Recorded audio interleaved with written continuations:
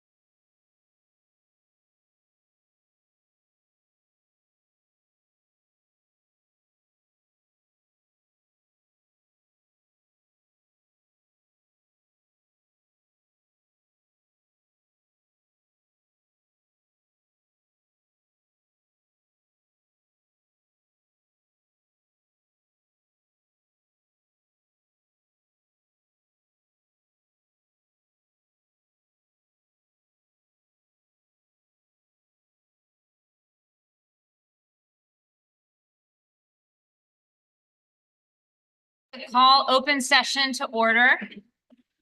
Can we have the Pledge of Allegiance? No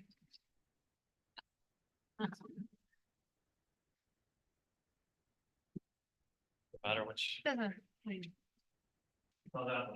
Mhm.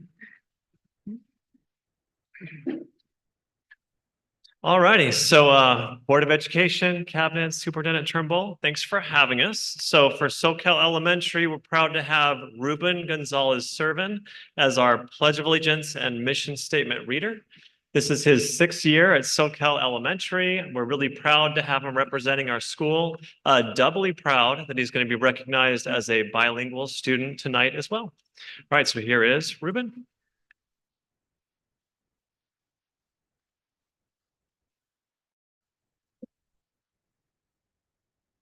Please stand. Place your hand on your heart. Ready, begin. I pledge allegiance to the flag of the United States of America and to the republic for which it stands, one nation under God, indivisible, with liberty and justice for all.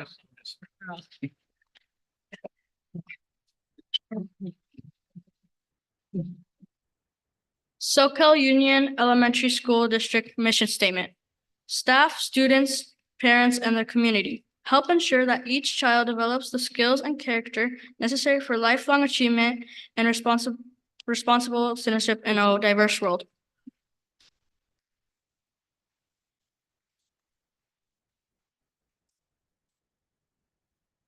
Thank you so much, Ruben, for starting off our meeting on a nice tone.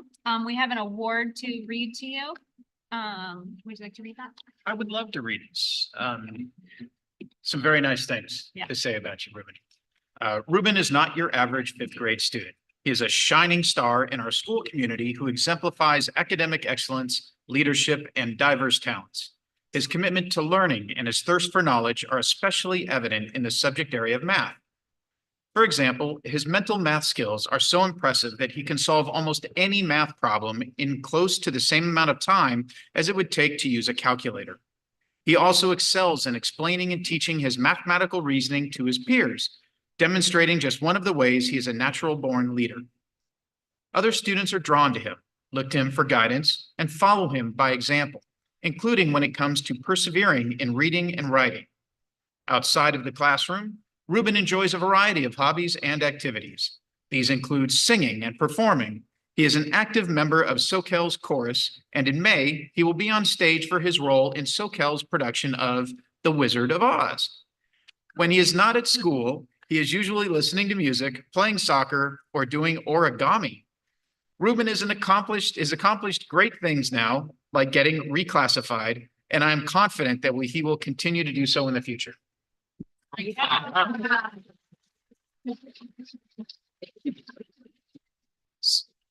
Wow, that's so great, Ruben. Would you mind if we had asked you some questions? Yep. Yep. All right, board. What's your part in Wizard of Oz? My part for Wizard of Oz is the Tin Man. The Tin Man? Yeah. Well, thank you so much for being here. It's awesome to meet you. And we're also so lucky because tonight we're celebrating so many other students who've accomplished this incredible goal with you. So we're here honoring our multilingual learners and their families. And many wise people say, you know, that it is a superpower being multilingual. What do you think makes it really powerful to know multiple languages? It's really powerful to know multiple languages because like you can interact with more people. Mhm. Yeah, thank you. Yeah, you're quite the math whiz. And you play soccer too. Yeah. So I was kind of curious. Now, if you have a math mind, can you figure out the angles? When you hit the ball, it's going to go this way. I mean, that could happen. Do you ever think it that way? Not a lot, but yeah, sometimes. I mean, I don't expect you to stand on the field and think about it. No, everybody runs past, yeah. And then, and performing. So you're in the Wizard of Oz. Do you do anything else on the side? No, I don't. Do you play any instruments? No, but I want to learn something. You just sing. Yeah. The family likes that. So. Very nice meeting you. I think that's great, Ruben. How cool, man. How'd you get into origami? Well, I just like, I don't know, I just saw people doing it and like it inspired me to do something. Nice. Great. I was wondering what your favorite thing about SoCal Elementary is. My favorite thing about SoCal is the people there and how nice they are and yeah. Yeah. Well, we thank you so much. Starting off our meeting with the student pledge leader is one of our favorite things, and this is a big audience. Yeah. So let's give them a round of applause. Come up. I think we got your award. Come on up. Would you mind if we take a photo with you? Yeah. Right, here's your award, and if we do like we got the toy basket here, you can pick something. Should we? This chair? Okay. Everybody, your parents here? You wanna join us?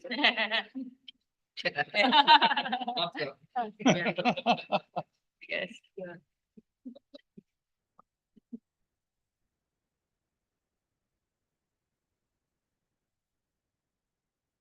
Yay. Thank you, Ruben.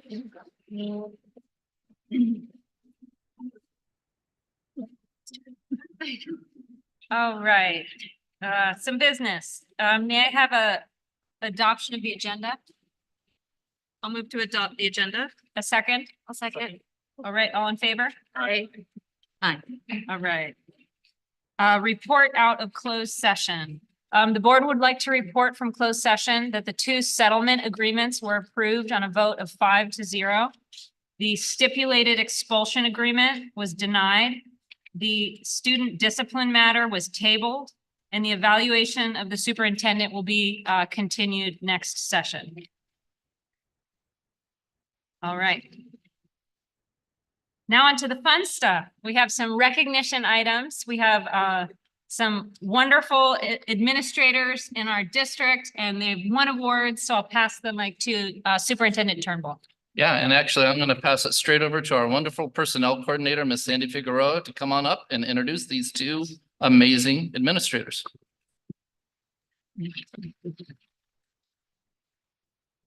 Thank you, gracias. Good evening, members of the board and families. It is with great pleasure and honor we recognize 2 outstanding individuals within our SUESD family. First, I'd like to acknowledge Christina Hadrias, who has been awarded Principal of the Year. Christina's passion for education fosters a positive environment where students can succeed, a journey she has been for several years in our district, from teaching to leading MBMS. It is my privilege to also announce Carissa Lemos as a recipient of the Valuing Diversity Award. Carissa is an advocate for inclusivity, equity, and leadership within our SUESD family. Carissa initiatives and care for every individual have fostered a culture of acceptance, understanding, and improving the educational experience for all students. From her days as an instructional assistant to teaching and now leading our student services department, their achievements reflect the values of our SUESD family. Please join me in extending our congratulations to Christina Hadrias and Carissa Lemos for their well-deserved recognition under active region composed of 4 charters, Santa Cruz, Monterey, and San Benito counties. Thank you.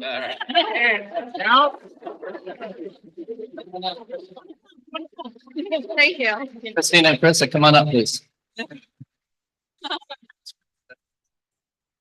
En lo que ellas vienen, también me gustaría reconocerlas en español para todas las familias que nos acompañan. Buenas tardes, miembros de la Junta Directiva y familias. Es un gran placer y honor reconocer a 2 personas destacadas dentro de nuestra familia de SUESD. Primero, me gustaría agradecer a Christina Hadrias, quien recibió el premio a la directora del año. La pasión de Cristina por la educación fomenta un ambiente positivo donde cada estudiante puede tener éxito, un viaje que ha recorrido durante varios años en nuestro distrito, desde enseñar hasta ser la líder de New Brighton Middle School. Es un privilegio también para mí anunciar a Carissa Limos como ganadora del premio Valoración a la Diversidad.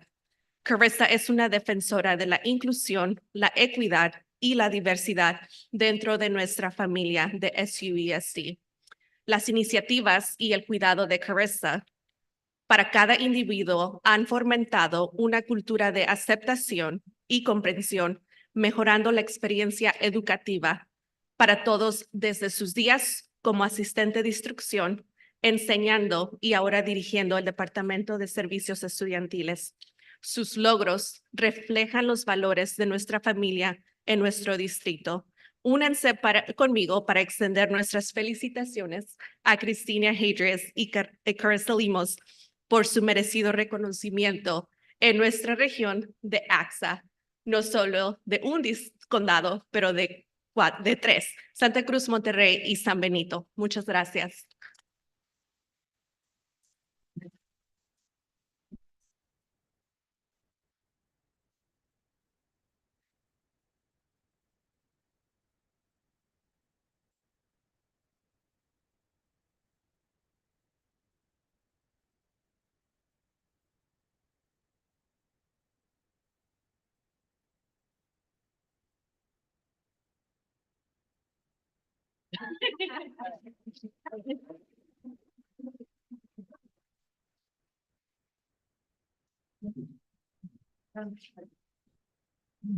All right.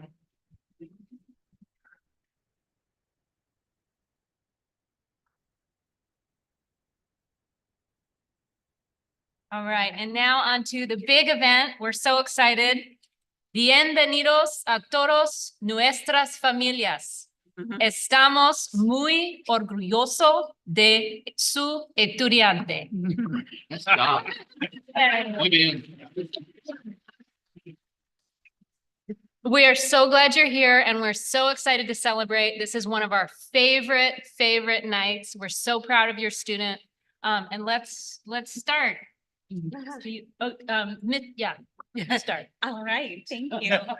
Well, thank you everyone for being here tonight. This is one of my favorite nights of the entire year, and it's certainly my favorite school board meeting of the year. I'm sorry to say to our school board trustees. But tonight we recognize some amazing accomplishments from our students, our staff, and our families, and we want to make sure that you're all acknowledged in the way that you should be tonight. I'm going to give a little bit of background for those of you who may not know the journey of an English learner in our district, because to become multilingual is not an easy task. When a student joins one of our schools, we assess the student's language proficiency if they speak more than one language in their household. When we assess the student's English proficiency, and we determine that they have not quite mastered English yet, we have services that we provide those students to help them to be successful in their home language and acquiring another language. This is challenging and exciting. Our students and staff and families work very hard to get to where you are tonight. Our students, while their English-only peers are learning subject area standards in their language, our students are learning standards and content in 2 languages. This is, yes, twice the work. And even harder than that, it is the work of the parent and the staff to ensure that the child feels safe, secure, and honored for being who they are and their assets that they bring to the table. It is an exciting night, one that makes me tear up every single year, because I could not be more proud of our community, who truly is a village in support of our students. And those students' accomplishments are going to be celebrated tonight. So before we get to cupcakes and photos, we are going to get to some celebratory comments from our staff about the students who are here tonight. Are our staffs ready? Okay. Before we begin with our first school, which is SoCal, I would like to acknowledge the entire group here tonight. If you are a parent, a family member, a sibling of a student who is here tonight, thank you for everything that you've done. And I'd like to give everybody a round of applause for doing that work.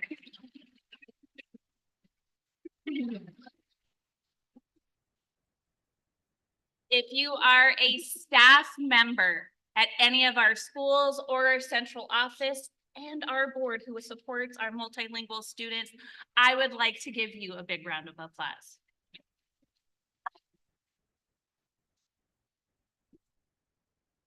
And the students who are here tonight, we're going to give you some really great applause really soon. We're going to start with SoCal Elementary. All righty, well, and a thank you also to our Board of Education and District Cabinet for having this recognition ceremony. And we're going to be celebrating 2 students from SoCal Elementary. As was said, so impressive. When I think of reclassification, I oftentimes think it's like 2 things we're celebrating. So one is learning a second language, which is, amazing. But number 2 is that they're academically proficient in the second language, just like their peers are in a first language. So just such a great accomplishment. Congratulations to them on being multilingual students. And now our English language specialist, Mr. Hernandez Meza, was going to read the names.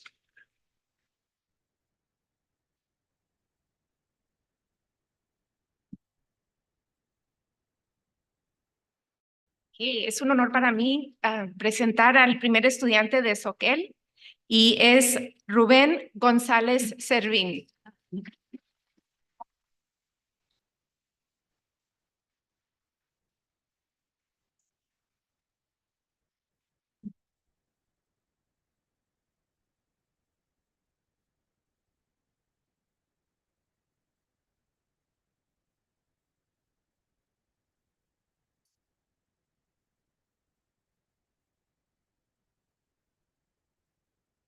Y el próximo estudiante es Leonardo Olvera Pérez.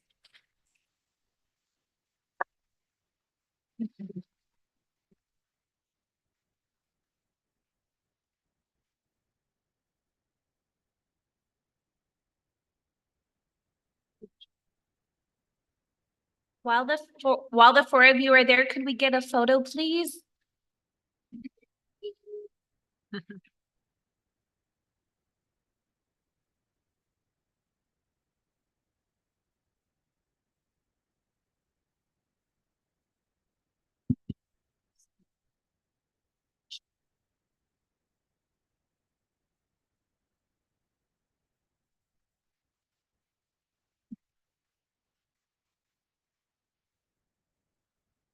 Our next school is Santa Cruz Gardens.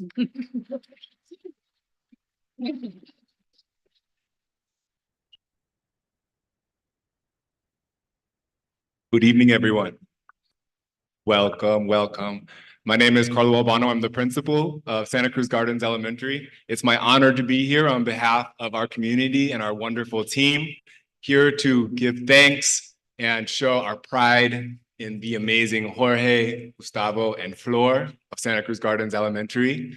Looking forward to recognizing each one of you individually in a moment, but wanting to second the sentiment that the work that you're doing is incredible. We are so thankful to have the families and all these amazing partners in this teamwork. And it's all about these amazing students, such as the ones about to come up before us. I want to introduce Karen Yee and Tina Bonner for our amazing English language learning program and reading intervention program to talk more. And I want to thank all of the community again for this amazing, amazing night of recognition. Looking forward to these bright lights coming out and sharing more with the world. We congratulate and salute you.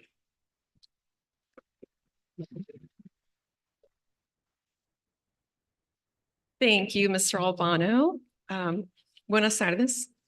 Unas palabras antes de llamar a los estudiantes. Hoy nos reunimos para celebrar algo muy especial, nuestros increíbles estudiantes y su increíble viaje de aprendizaje y crecimiento. Cada uno de ustedes trae un regalo único a nuestra comunidad escolar y queremos celebrarte. Estamos muy orgullosos de todos ustedes por sus logros grandes y pequeños a lo largo de los años. Han trabajado duro y aprendido mucho. Su compromiso con el aprendizaje hace de nuestras escuelas unos lugares muy especiales. Su capacidad para hablar varios idiomas es impresionante y muestra su dedicación al aprendizaje. Hace que nuestra comunidad escolar sea más rica y diversa. Felicitaciones a todos nuestros increíbles estudiantes y gracias a nuestras familias por su apoyo y aliento.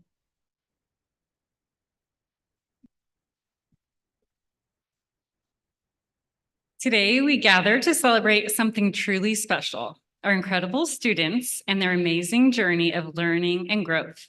Each one of you brings a unique gift to our school community, and today we want to celebrate you. We're so proud of each and every one of you for your achievements, big and small, throughout the years. You've worked hard and learned so much. Your commitment to learning makes our school a truly special place. Your ability to speak multiple languages is impressive and shows how dedicated you are to learning. It makes our school community richer and more diverse. Congratulations to all of our amazing students, and thank you to our families for your continuous support and encouragement.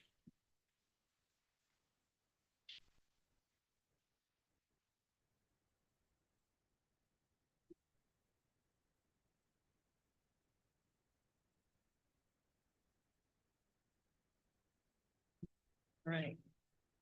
Primero, Gustavo García Antonio.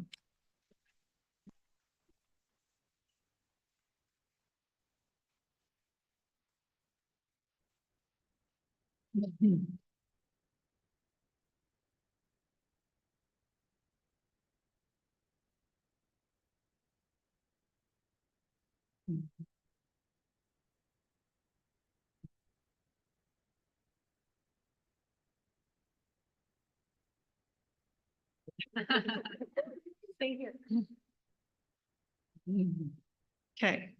Jorge Servín.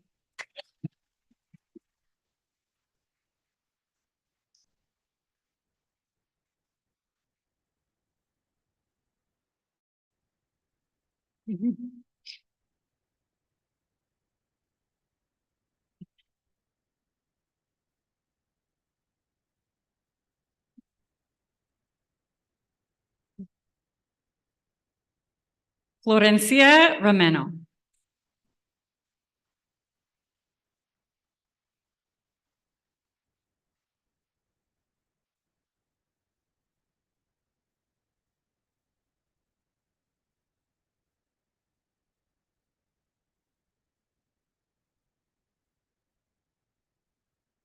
Team Santa Cruz Gardens, can we get a photo of you all together?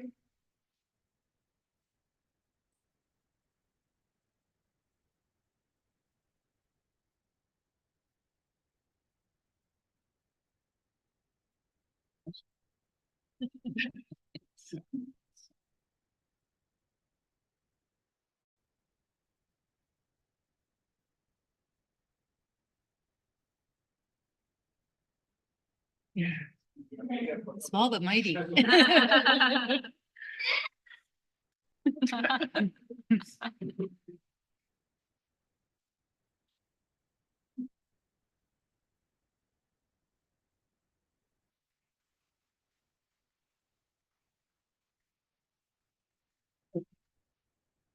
And Main Street Elementary, we welcome you.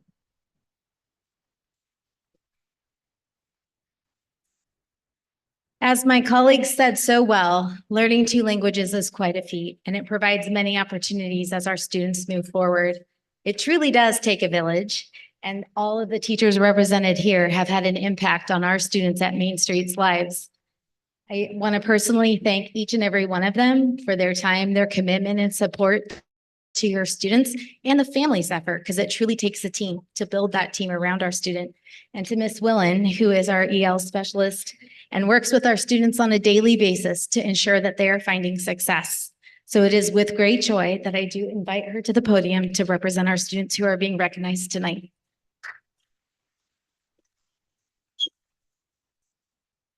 Good evening. It is a great honor for me to be able to present these amazing students with certificates that honor their hard work and enthusiasm toward learning. I know from experience that learning an additional language is very difficult. I've tried many times and found that I often got to a level where I could communicate my needs to a taxi driver or at a restaurant. Still, I could never become academically skillful enough to study and learn in another language. The students we are honoring tonight have achieved something that I have never achieved: the ability to learn in a language other than their mother language. It is impressive that they can listen, speak, read, and write in English at the same level as their English-only grade level peers. I would be thrilled if I could make that claim. Each one of our students has continued to grow as a learner in English over the years. Those of us who have worked with them are so proud of their hard work, their positive energy, and their contributions to our classrooms and our schools and our school. It gives me great pleasure to give these certificates to Kailani Zarate Mendoza,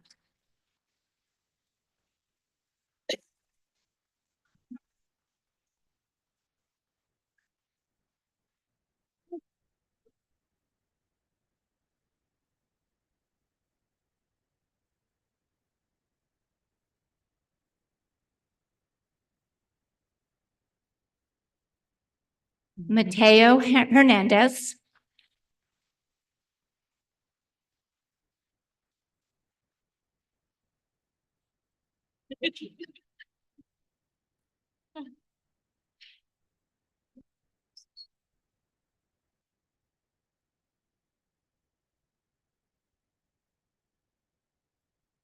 Lucas Sanchez,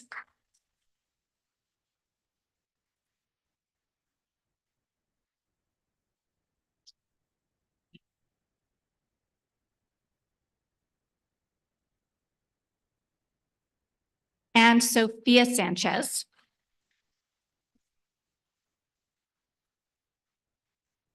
Sophia reclassified last year, but she was not able to make our ceremony. So we wanted to make sure that she had a chance to be celebrated tonight. So we're so happy that she could be here with us. I speak for all of us at Main Street when I say you are exceptional students and we are so proud of you. Thank you.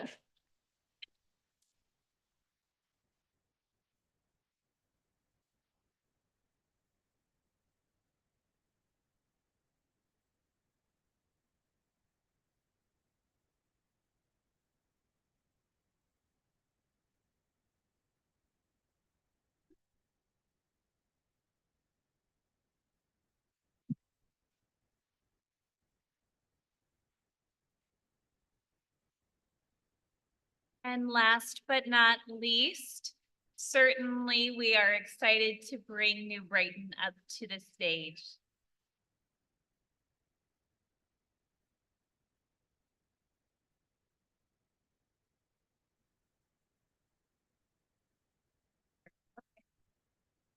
Hello.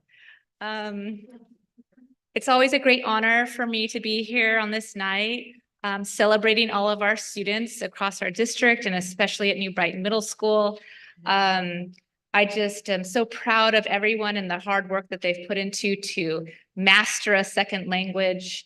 And I can say for myself, how much I look forward to seeing all the great things you're going to accomplish. And I know everyone here tonight are also looking forward to all the wonderful things all of our students in this room are going to accomplish in their future.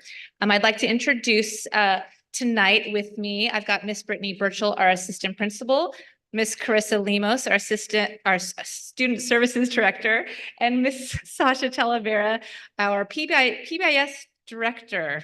I'm calling it that. Yeah, specialist, inclusion specialist. But who's just been so helpful at New Brighton Middle School, helping all of our students, especially getting everything ready for tonight. Erica Stack, our ELD teacher, is not with us tonight. And so the four of us are going to be celebrating our students. So when I call your name, if you can please come up. Let's see. Maxie, Brian Isidro Martinez. Is Maxie here? Let's give him a round of applause anyway. Not here. Cameron Castanon. Cameron, are you here? Yay, there's Cameron.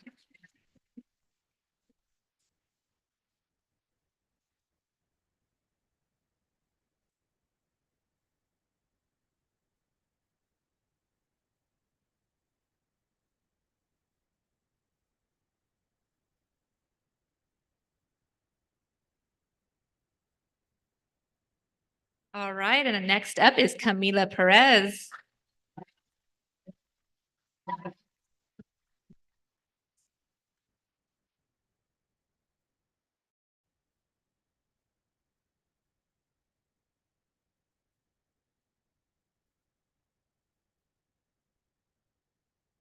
Okay, Francisco Arevalo Hernandez.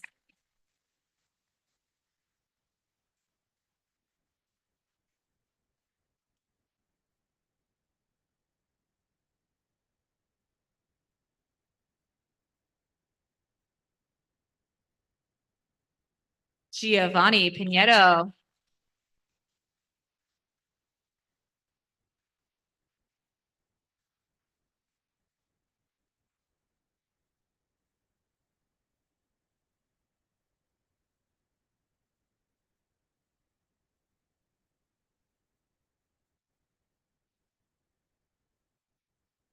Jesselyn Escobar Gonzalez.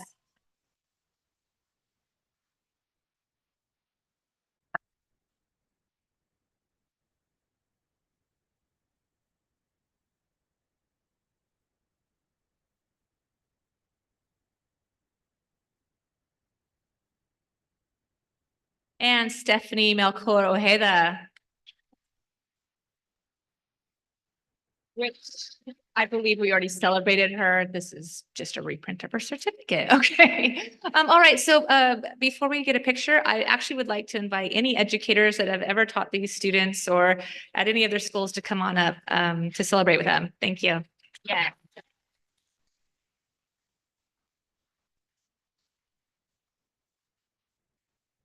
It truly takes a village. Look at this. Thank you. Yeah.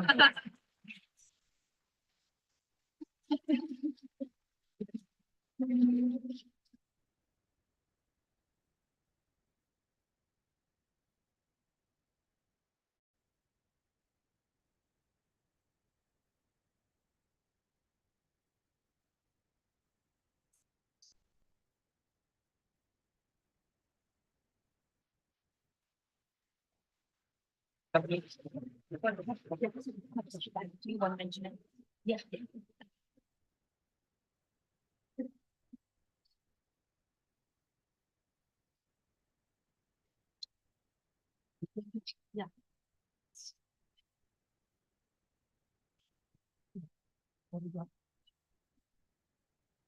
Thank you so much to each of our schools for acknowledging the great work of the students and the staff that serve them. We would love for every multilingual learner who was reclassified tonight, not easy for me to say, but very, very well intended, to come up and take a photo with our board. So every student who is celebrated tonight, if you don't mind coming up one more time for one more photo and take your photo with the board.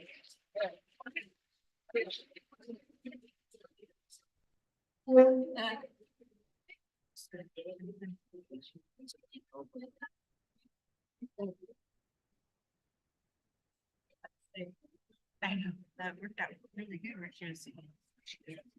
Bring your certificate.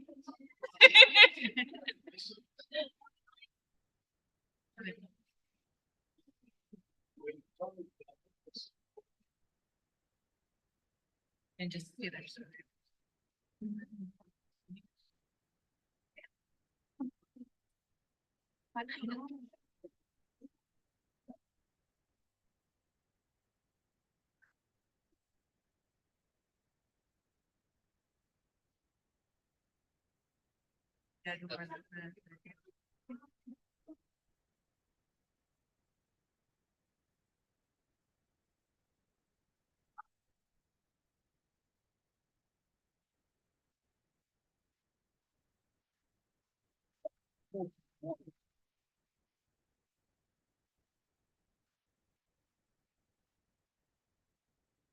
Thank you to all of you for being here tonight. Before our board president, gives us a little break with next steps, I'd like to acknowledge, the work it took to set up for tonight. And so to the Assistant of Ed Services, thank you so much for all the work that you did, in preparing for tonight. And thank you to our EL specialists for all the work that you've done in preparing for tonight.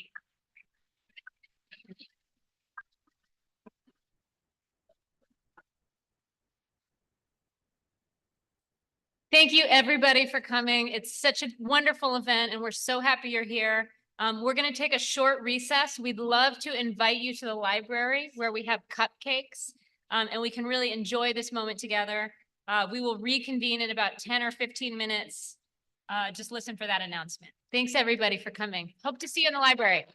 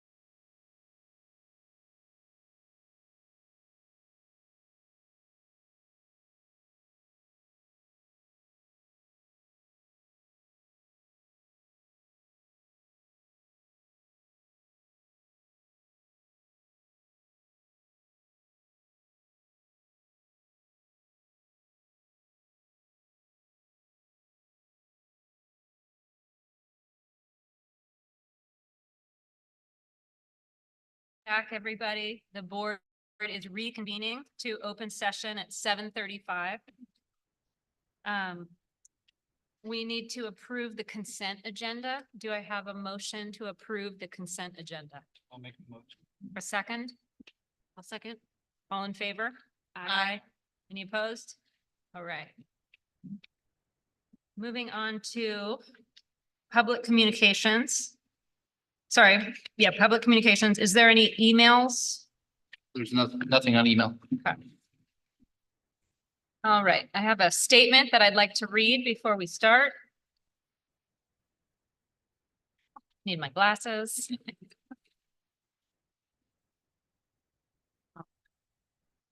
Members of the audience are welcome to address the Board of Trustees during public communications regarding items not listed on this agenda.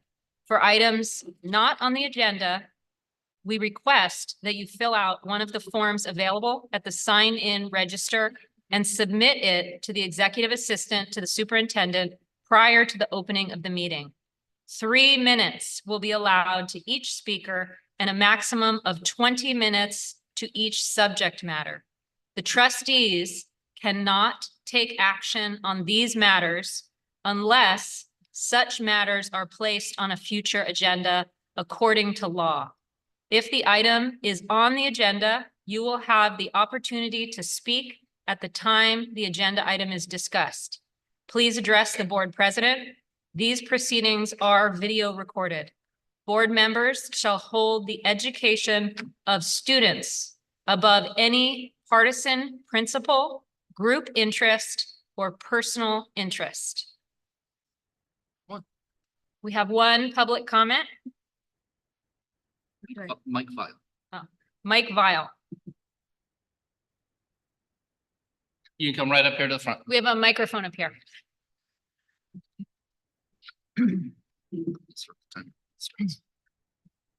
Speak quickly, explain over 3:15 or so.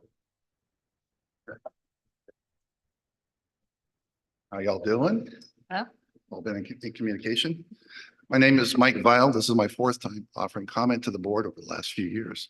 I have previously spoken about the district jumping on the George Floyd movement by almost immediately signaling complete support for Floyd on the highly visible New Brighton Middle School marquee, and by issuing a public statement still visible on the district website before any of the facts were in. In doing this, the district was teaching our children to react emotionally instead of calmly and rationally to a sensitive situation. I said at the time I viewed those actions as child abuse, and I stand by that assertion. 2, the district's teaching of social emotional learning, aka critical race theory, as well as diversity, equity, and inclusion. From my perspective, these teachings can be summed up as girl energy good, boy energy bad, white people bad, non-white people good. I believe social and emotional learning and DEI are poisoning our children. The US is the most successful, most racially heterogeneous country in the history of the world. Where is the positive celebration of our racial progress? Nowhere to be found in California academia. Instead, we have negative coaching. Our kids have never been dumber, fatter, and more depressed. It is because of the obsessive and compulsive negative racial coaching provided by our schools. About 10 days ago, I asked the district for all book titles available in district libraries, which was provided to me. The district is now reviewing 6 of those books, which appear on this list of the most banned books in America. Among other things, these books address pedophilia, rape, and incest. I'm waiting for the district to respond. A few days ago, I asked Mr. Turnbull's assurance that the district would not report me to the FBI or any other federal or state agencies for speaking words tonight the board might not wish to hear. Mr. Turnbull sent me policies and procedures for public interaction with the board, which contained no mention of reporting parents to state or federal agencies. Mr. Turnbull then asserted twice that he had answered my question completely. This was complete Marxist doublespeak nonsense. He simply refused to answer the question of whether the district will report me to authorities.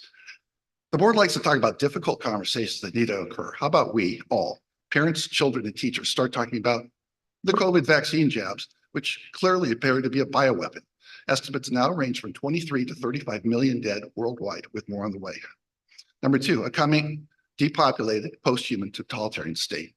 This information is posted right now on the websites of the WEF and the WHO and is deeply embedded in publicly available messaging from global elites in our own deep state.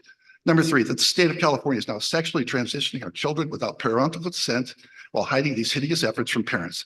I have no words for how infinitely damaging these horrific efforts must be to the family dynamic. It's 2024, and our California state school policies are destroying our families. I believe we're in the midst of a mass formation psychosis similar to the Jonestown Massacre. Mr. Valley, you have 15 seconds. A group hypnosis in which nearly 1,000 Bay Area lefties convince themselves and their children to drink poison and die. I would ask each of you to look inside yourselves and determine what you really stand for outside the demands of the state of California and the heartless, misguided, and demonic woke police. Thank you. All right. All right. Are there any other public comments? All right.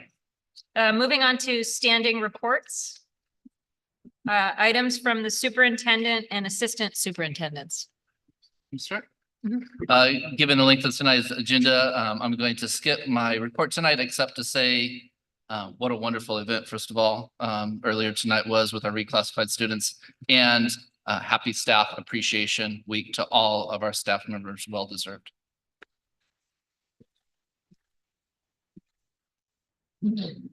I too will reserve the majority of my comments tonight. Notwithstanding, I will leave with one, and that is that I could not be prouder of our staff and our emphasis on teaching and learning here in this district. There is everything to be prideful for.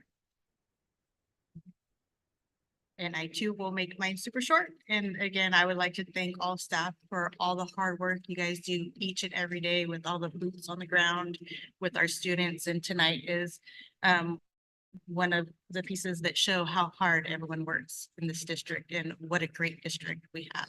So thank you all. All right. Right, that's it. Thank you for those quick updates. We do have a full agenda. Moving on to CSEA. Do we have a representative?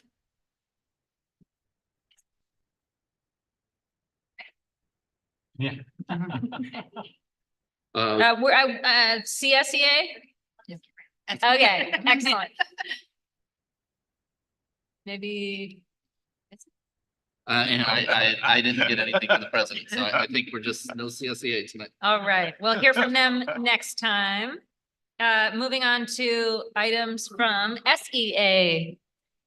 Okay, so KLL had a tremendous turnout for open house and are excited about Arts on the Green night happening tomorrow evening. Santa Cruz Gardens had 4 teachers participate in the county's Teacher Institute for Sustainability. The staff appreciated that Scott and Jessica both attended the Santa Cruz Gardens Share Fair last Saturday. Younger Santa Cruz Gardens grades showed support for their big buddies at a testing kickoff pep rally. And the school had a lovely dance and capoeira performance that was heavily attended by families. Main Street had I'm Megan McGooden from SoCal Elementary. I teach first grade. Let's see, Main Street had a great turnout of support from families and staff at their Art and Soul auction at beautiful Bargetto. The school also recently enjoyed All About Theater's production of Willy Wonka Jr., both matinee and evening shows performed by Main Street students.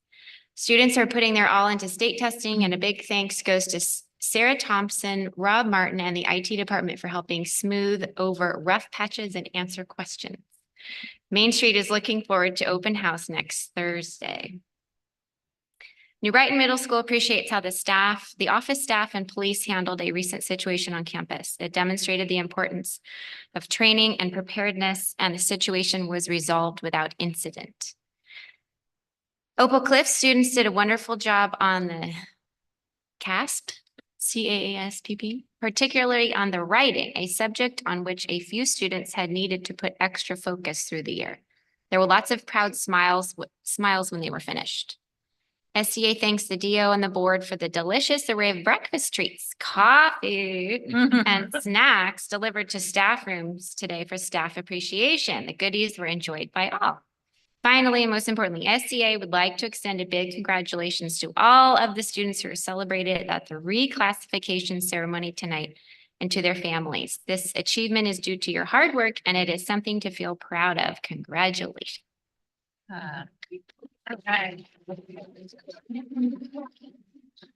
Thanks for all those wonderful updates. It's so fun to hear all the great things that are happening in our district. Moving on to presentation, information, and discussion items. I'll turn it over to Superintendent. First, I think I need to grab the clicker. Yeah. Megan's from George always comes ready. Why he sets up, I guess. If I could interject, I forgot items from trustees. Oh. Can we go back to that while They're you important. said it? Who would like to start? I can start. Just a quick thing to say, I went to the New Brighton Middle School open house. I don't even know when it was last week. And it was wonderful to see all the work that the students and teachers are doing. Yeah.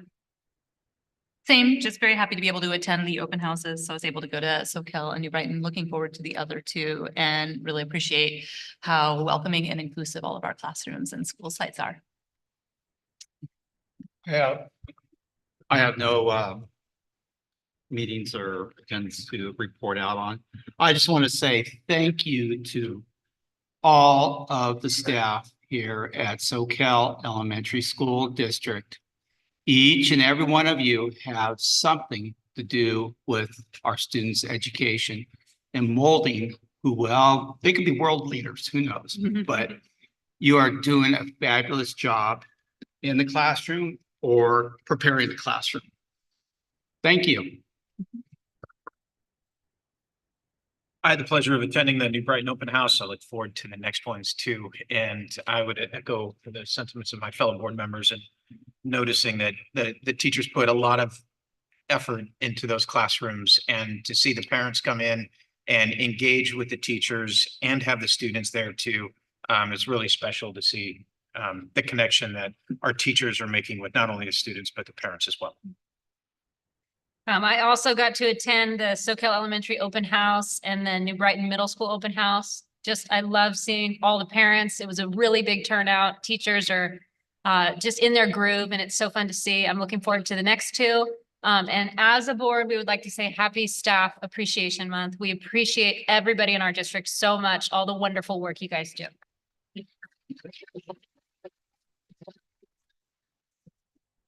Now, I think we're moving on to the discussion regarding the racial justice and educational equity.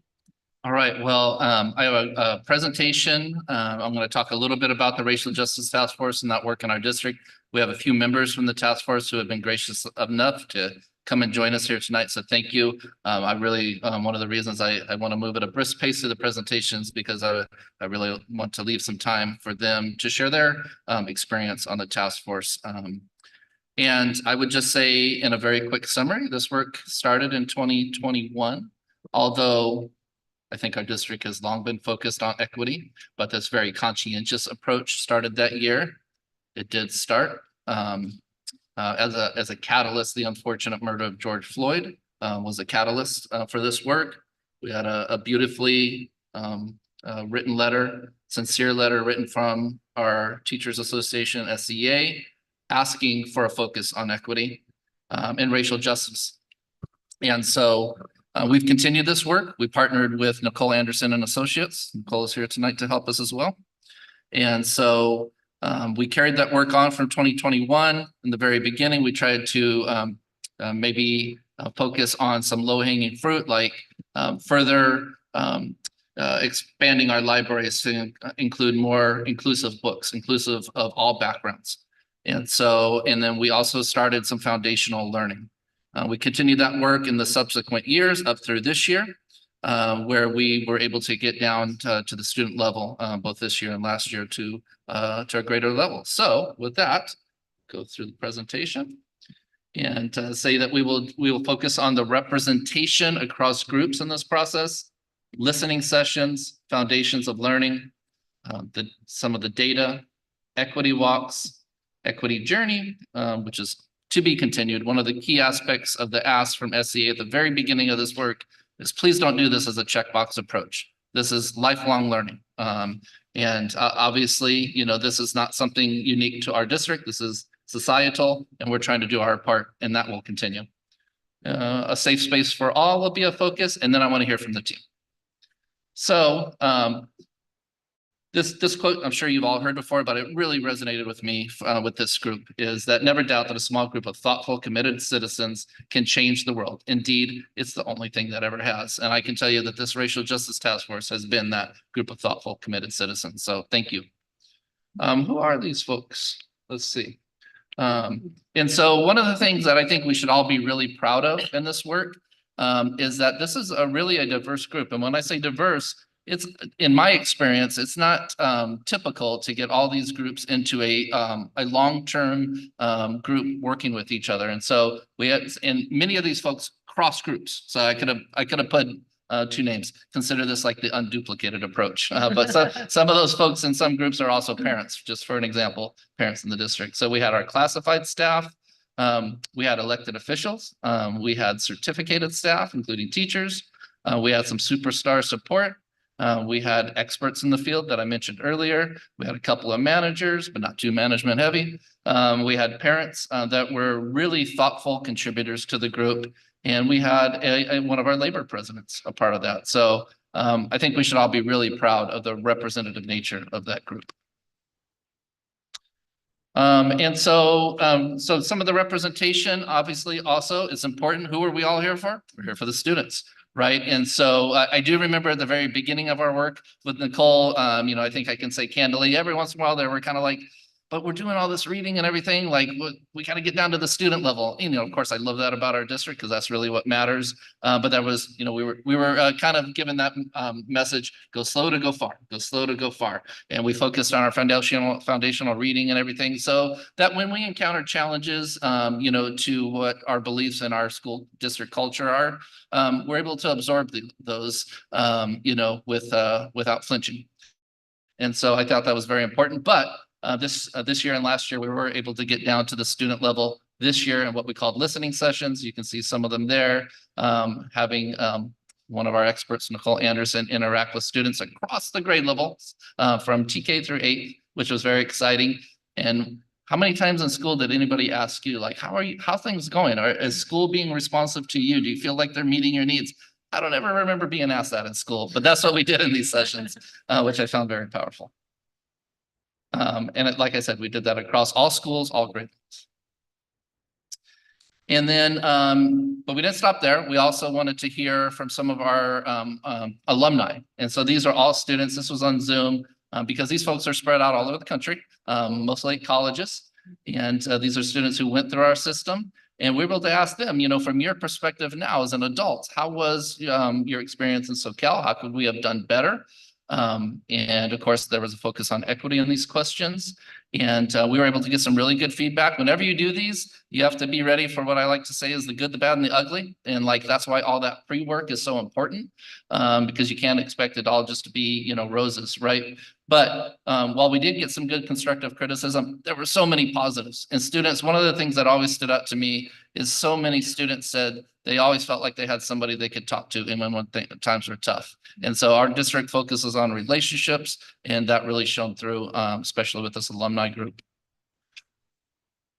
We also invited parents to come. I wish the participation was a little bit better, so we're going to rethink that and see how we can do better in that area.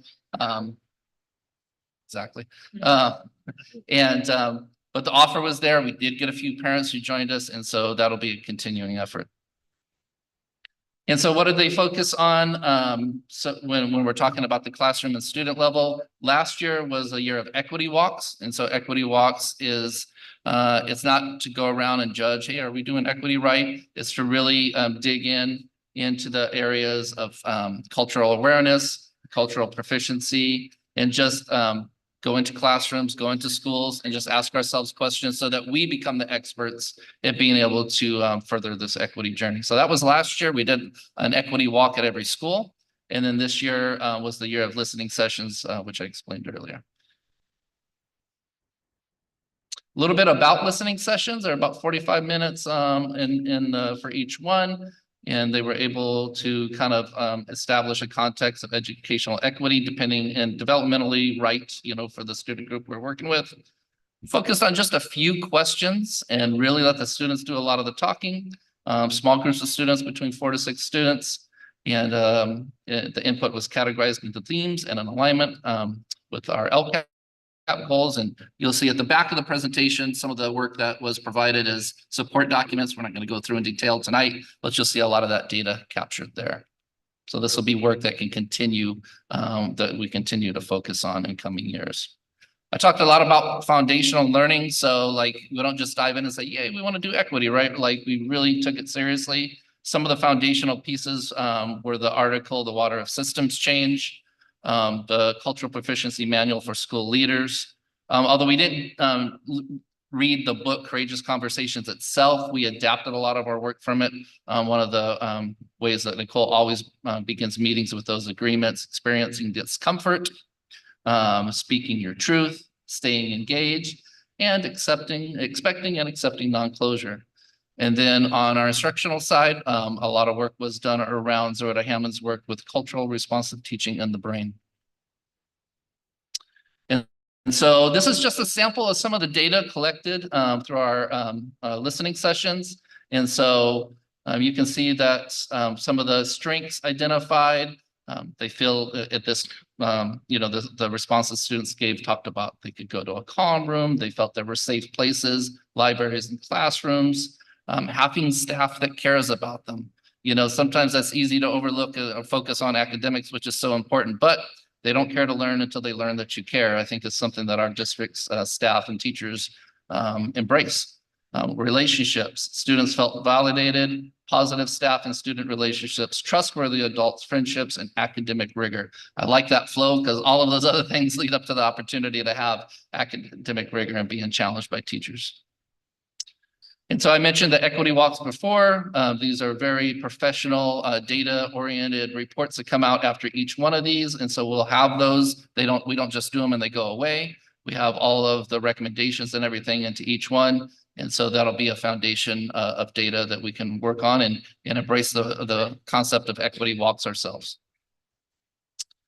And as I said, we have an equity journey posted on our website that the first year we engaged in this work we did, and it has short-term, medium-term, and long-term goals.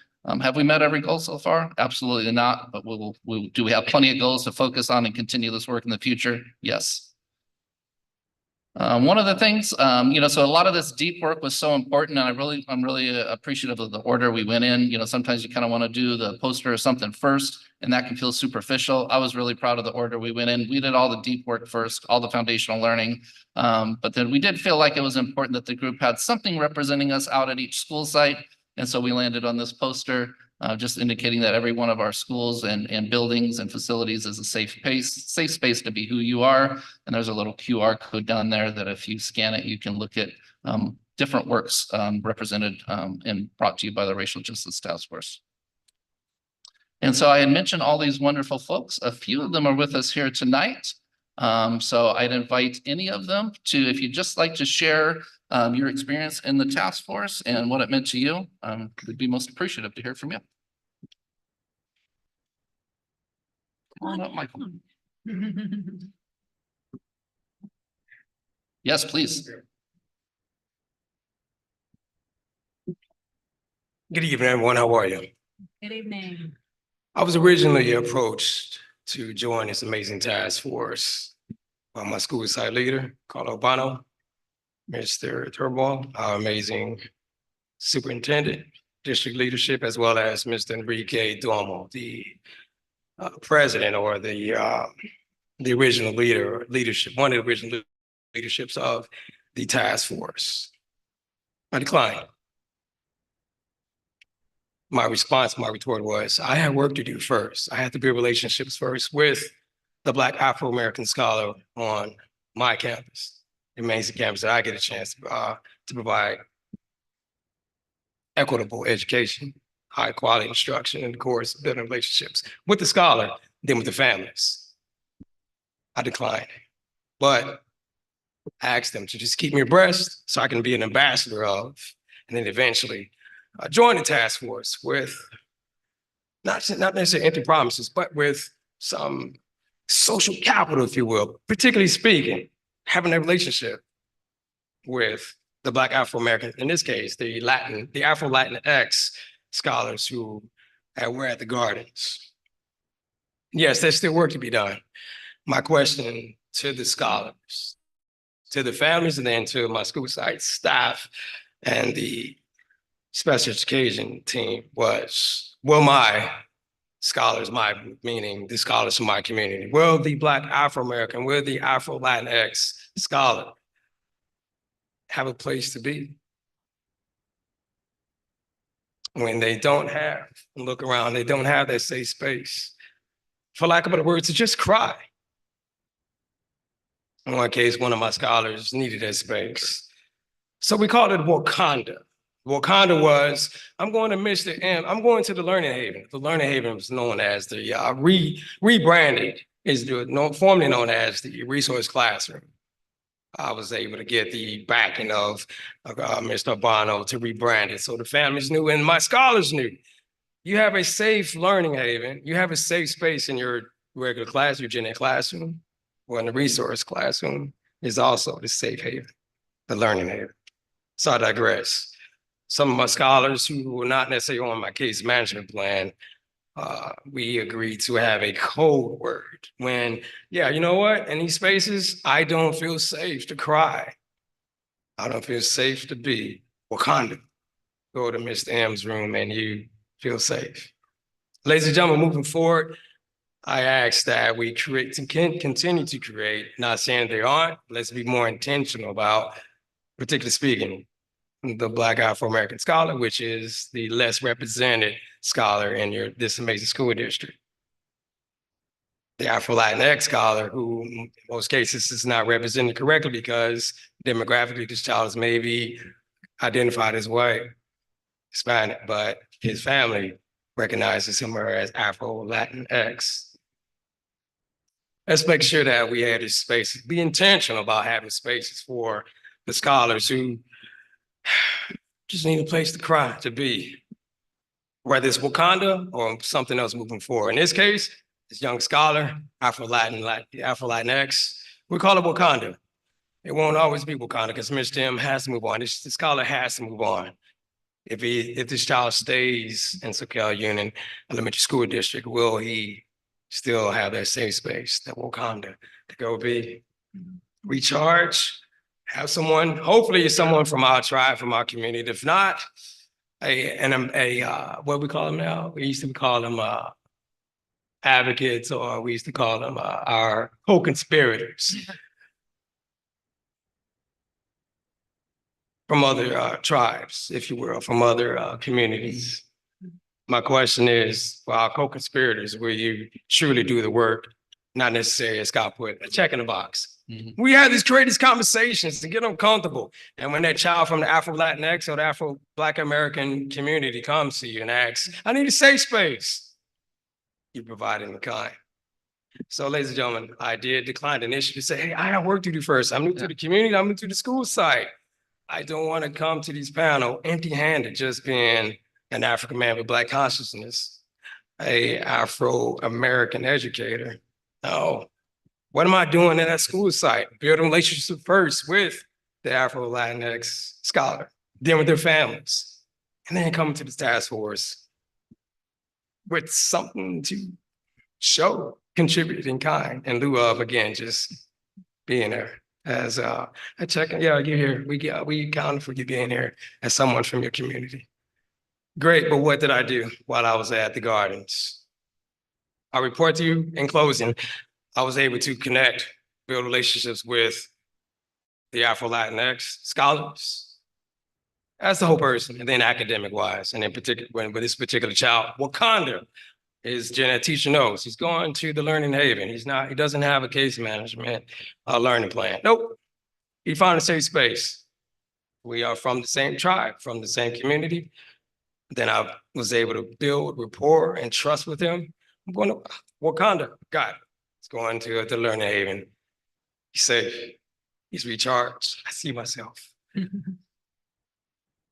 I saw myself as well a long time ago. I had amazing Black male educators and Black educators, first and foremost, who all assumed the role as my surrogate parents. I saw myself and I knew, I see it, I believe it. So I feel compelled to come back to education.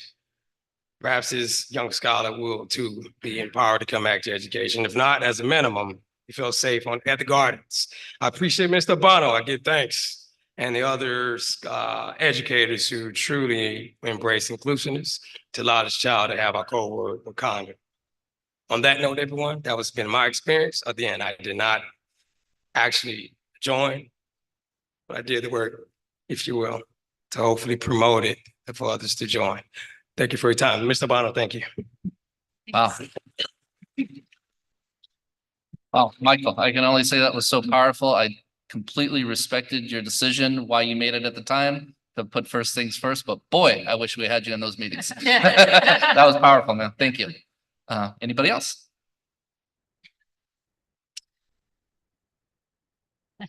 Hi. Hi. Good evening, Monica and Andy, Santa Cruz Gardens. I just wanted to take the opportunity to reflect on being one of the original members of the Racial Justice Task Force. I think I stuck with it the longest. I'm going to say I was there from the first minute because I've been in it to win it. And like Scott said, it's exhausting work. It's tiring work. Sometimes when he was making these statements, I'm going back and I'm going, yeah, at the beginning, I was like a little bit nebulous, like, what are we doing? This is like when it went from this abstract and this inner work and uncomfortable conversations. And definitely there were people on the task force that got frustrated because it's like, what are we doing? Like there was no closure or no concrete plan but we were being guided by knowledgeable people that weren't trying to rush us through a checkbox system. And so it definitely went from the more abstract to the concrete.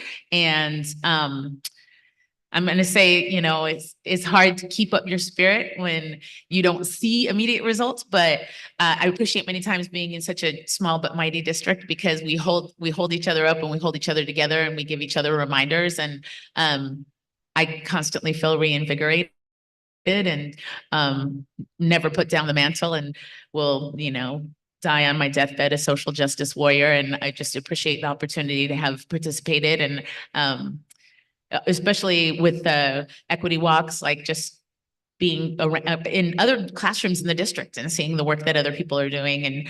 And I always really appreciate that, some of the more controversial book titles that we may request are honored and utilized in the classrooms. And I know that that's happening across the district. So I'm very proud to have served on the Racial Justice Task Force and I'll stay as long as it'll take me. Thank you, Ms. Monica. Definitely one of the original warriors on that team. And so appreciate it. Thank you. Anybody else? Well, yeah. Representing the gardens. Yes. All right. Good evening, everyone. It's great to be here. I would consider myself also an original member of the Racial Justice Task Force. And 4 years, yeah. So we began during COVID and we began during the protests we were watching online and everyone was disgusted and angry and trapped inside and finding ways to make a better world coming outside that door and to a better tomorrow. And we were doing it in the face of so much adversity. So I'm really thankful as well to have been able to band together and have a focus point during such harsh, difficult times for all of us. And really not shying away, but sussing out what we can do as a community, a lot, right? We can do a whole lot as a district, as a group of schools, as many communities in one district. So I'm really thankful to Nicole. I'm really thankful to our board for approving this work. I'm really thankful for Nicole saying, you don't very often have a superintendent who is helping to lead a racial justice task force in California. And California is a big progressive state, right? So we're very thankful to be here. And we consider this work the work of a beacon, right? We want to continue this work. We want to amplify and celebrate this work because it needs to be loud and proud and courageous. And I think we've heard a lot of courageous speaking tonight in the face of adversity. and it continues. And really, really thankful for the listening tours. I think a lot of us felt the listening tours touched our heart in the most meaningful way, because we're all here for that reason, for our kids. And I agree that we don't always ask the question enough, and how we do it strategically to make sure we're focusing on policy lenses that we look at our classrooms through, and really celebrating, like truly celebrating where kids are coming from in a way that isn't feeling othering, in a way that allows you to feel out the borders of assimilation that still tugs, right? Many of us here we've all felt those tugs, no matter our experience. And I think for people of color, very much more so, compared to lots of other people that are feeling those similar tugs. So how we connect across those tugs, those areas are really important. I think we can talk a lot about it, but the points forward documented here, I hope we can continue as well. So I just want to say thank you all for the opportunity to do this work. Very thankful we were able to bring in a professional like Nicole Anderson and her team. And we're thankful for the time and the discussion. And there were wavering moments, and we're thankful to be at the ground level this year, really bring it into classrooms, and appreciate those layers. And that hopefully the system of water's change is always a guiding document for us to consider our policies and how we're looking at working with students each day in our communities. Thank you. Thank you so much, Carla.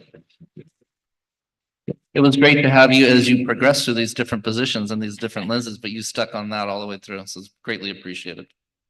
Anybody else from the Racial Justice Task Force? Oh, great. One of our parents. I was hoping you'd come up, Marilyn. I was gonna leave it for everybody else to come up first, but I got a nudge.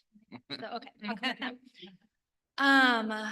So as a white woman coming into this Racial Justice Task Force, I was very aware that I'm learning about racism. I'm not experiencing racism. I don't have a lived experience with it.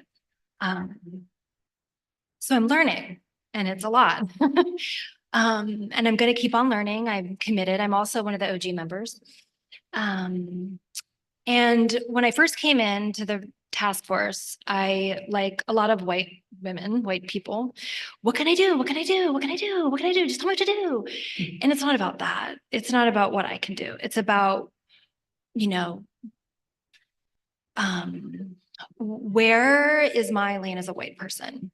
And my lane as a white person is to do the labor that white people can do that's effective, and not take up space where people of color belong and should be. So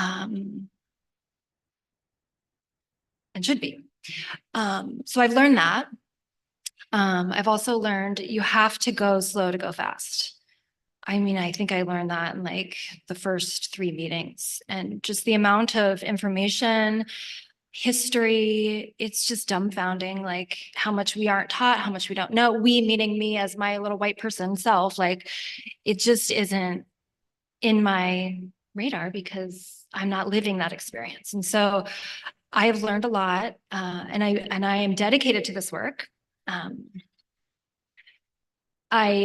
I'm getting my master's, and I joined the white accountability group within my school there. There's another all-white anti-racist group in Santa Cruz I'm a part of. I'm really, I want to know, well, this is not about me, sorry. Okay, put that aside. So being a part of this task force has opened my eyes and helped me connect with other white people and talk to the other white people about this, because it's hard to talk about this with white people who don't want to talk about it, but that's my job. That's my lane. Anyways, the equity walks were amazing. Thank you so much, Nicole. Thank you, thank you, thank you. And Dr. Shelley, wait, Dr. Shelley? Yeah, okay. They were amazing.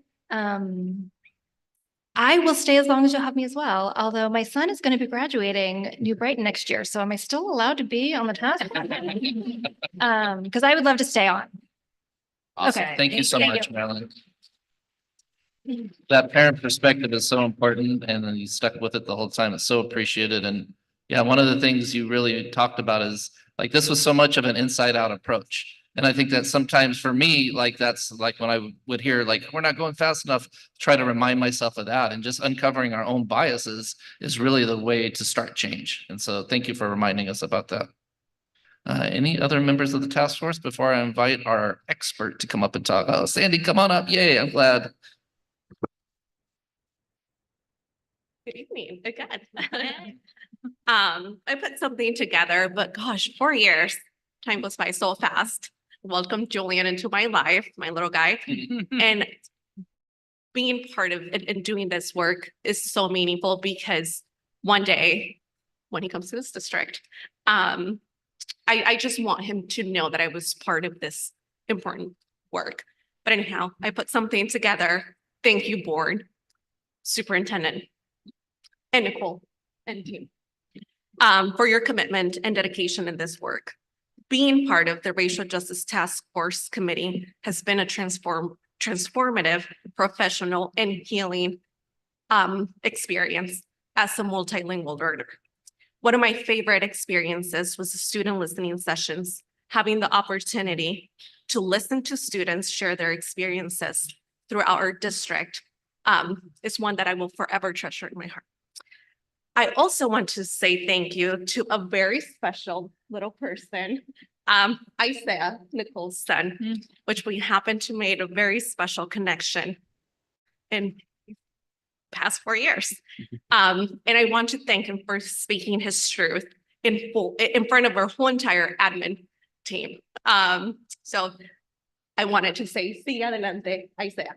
Thank you.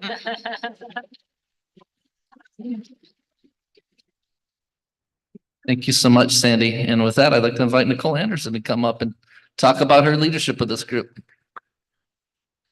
Oh, good evening, Board of Trustees. Good to see you and look forward to seeing you next week. And thank you, staff, the Racial Justice Task Force, all the community members, the teachers. Like on this journey, we've gotten to meet a lot of people in your district and almost feel like an honorary staff member, right? Because we've gotten a chance to be a part of your community. So thank you for allowing that. To speak on behalf of Isaiah Anderson, he actually is here, but he's in the car because he decided he did want to go get in the ocean water. I told him, hey, let's come right out because he is fond of your district and has gotten a chance, to get to know if there's Miss Sandy but he wanted to get in the water today. And so he's freezing right now is why he's in the car with a blanket around him. Yeah. But just want to just underscore some of the things that were shared by the task force. Our team is really honored to have really connected with this district before George Floyd was murdered, actually. And so I want to just speak to your superintendent's comments about like the journey and how this work really started even before then. Before being a consultant, I actually worked for ACSA, which is the Association of California School Administrators, which is a state association that supports administrators around California. And so this work had really started long before working with your district, but seeing the team at the time be a part of the professional learning space, which is part of the journey is leadership really engaging in this work first. And so I want to commend you on that because our team works with a lot of districts around California, as you know. And I think, Carlo, you made the comment about, remembering that I said, not many superintendents are leading this work. Considering, especially in a political climate where there's different perspectives about what this work is. And you heard a public comment, and want to just lean into when people share their truths and their perspectives, continue the work, because part of it is that we still have a lot of connecting of dots we have to do to make sure that people truly understand this is really about making sure every single kid really gets what they need, which is the essence of equity. And sometimes the terminology can create divisiveness. It can create all kinds of narratives, how people feel about what they see on TV, social media, you name it, is so much. And this is something historically we've been seeing since the beginning of time. So I want to just kind of hold you in the space of just being proud of your work, which I keep hearing, right, from a lot of the folks from the Racial Justice Task Force, because part of the work of equity is really becoming uncomfortable to unpack what it means to make sure every kid is thriving in our system. And I don't know anyone who's gone through public schools who has never had an inequitable moment. I don't care what color they are, right? What gender they are, whatever their identity is, they've all had an experience that wasn't equitable in one way, shape, or form. And so I think for us in SoCal, what I've noticed that you all have done has been very intentional about trying to unpack what that is without blame or shame, without judgment, without really putting people in a space of saying like, we're not doing our job. Because you even heard in your listening sessions that your students actually do value this space, right? They value this space, which is important, but how do we make sure that that's the case for 100% of our kids all the time? And also be all right with, there's gonna be a lot of non-closure. So as you continue to have data presented, especially as the board, you're going to see data presented in these next few years, and your equity lens is going to be turned on, and you're going to be looking and you're going to be asking questions of cabinet, and you're going to be asking these hard questions, which you should ask. But also I want you to think about the data is only going to show so much of the story. And so this is where your next steps are going to require you to continue this work, right? You can't stop, right? You're just getting started. You've learned a structure to look at data, to be ready to hear the data, to be ready to respond, but you're going to have to continue to get it. And you're going to have to keep following this group of kids moving forward. One of the things we do in public education is we kind of do 1 year of work and then we throw it out and we go on to the next thing. We have the next shiny toy. And so I want to commend you on staying focused on your equity work really is your work, right? It's the work of curriculum and instruction. It's the work of your discipline. It's the work of student nutrition. It actually permeates everywhere. Your facilities, you name it. It's putting on that lens to make sure every single one of your kids gets what they need, including your high achieving students, right? Because we know we celebrate great achievement and success for school districts, but we also recognize that even being a high achieving student, I still have needs. And so I want to kind of leave with just reminding you that equity is about all kids, right? Equity work is about closing gaps for some kids. But when we talk about racial justice work, it really is being okay to talk about what experiences our students have had based on their identity around ethnicity and race. And that's okay. But also remember, our children are not monolithic, meaning they don't all have the same experiences because they mark the same box. So that's going to be important moving forward, that as we continue to celebrate this work, also keep getting to know who every individual kid is so that we can unpack the stories in a realistic way and be able to respond effectively. And so I know that next week we'll get to connect again and do some more study session work, continue to look at how your equity policy is really impacting your schools and your students. But you should be super proud of the work that's been done and accept a lot of the non-closure right now, because there's still a lot more to be done. And I just, again, want to commend everyone who committed that time, because when I think about what do we say was going too slow, right? Like when are we going to see the results? When are we going to see it, right? And so sometimes change is subtle. It's not the fireworks. When we did our equity walks, I was like, you're not going to see fireworks. You're not going to see Disneyland, right? You're going to see very subtle things that impact the outcome of a student who starts in elementary and finishes in middle school. It's very subtle. And that's how the work is going to happen too. Very slow, but we go slow to go fast. And here we are 4 years later. You should be really, really proud that you've actually created conditions for change, which it takes about 4 to 5 years just to do that.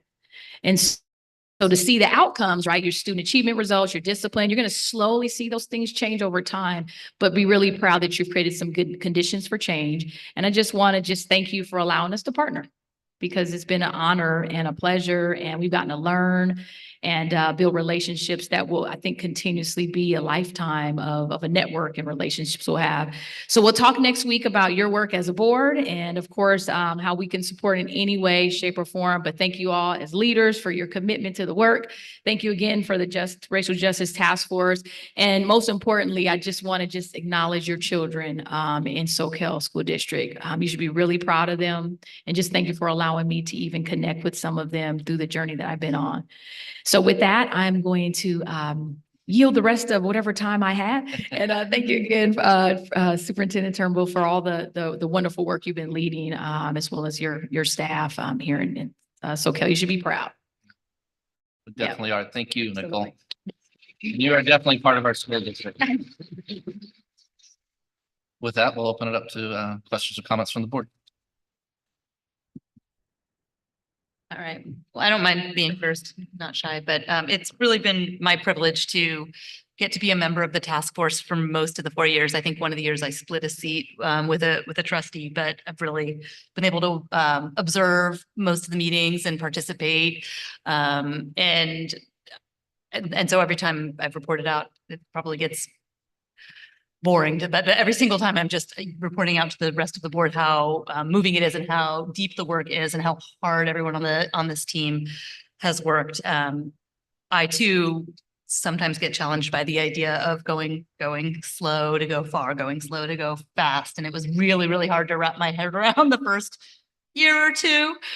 I get it. I really get it. And the one thing I really want to say is, I mean, beyond, of course, the incredible thank you to Nicole, the team, Scott, the cabinet, all of our administrators, teachers, everyone participating in this journey is that the way the journey lives on is with us really, truly committing to it. And we will not always be the same people sitting at this table in years to come. And we will not always have the same wonderful staff members and parents. A district changes and members in different groups change. And so we have to keep holding this journey and continuing the commitment no matter who might be in those roles. And so as things change, you know, again, we, the community, hold this board, hold everyone accountable to the work that we've established to keep it moving forward. Thanks for letting me. Thanks for being a part of the team, Amanda. It was really important to have you part of it. Thank you.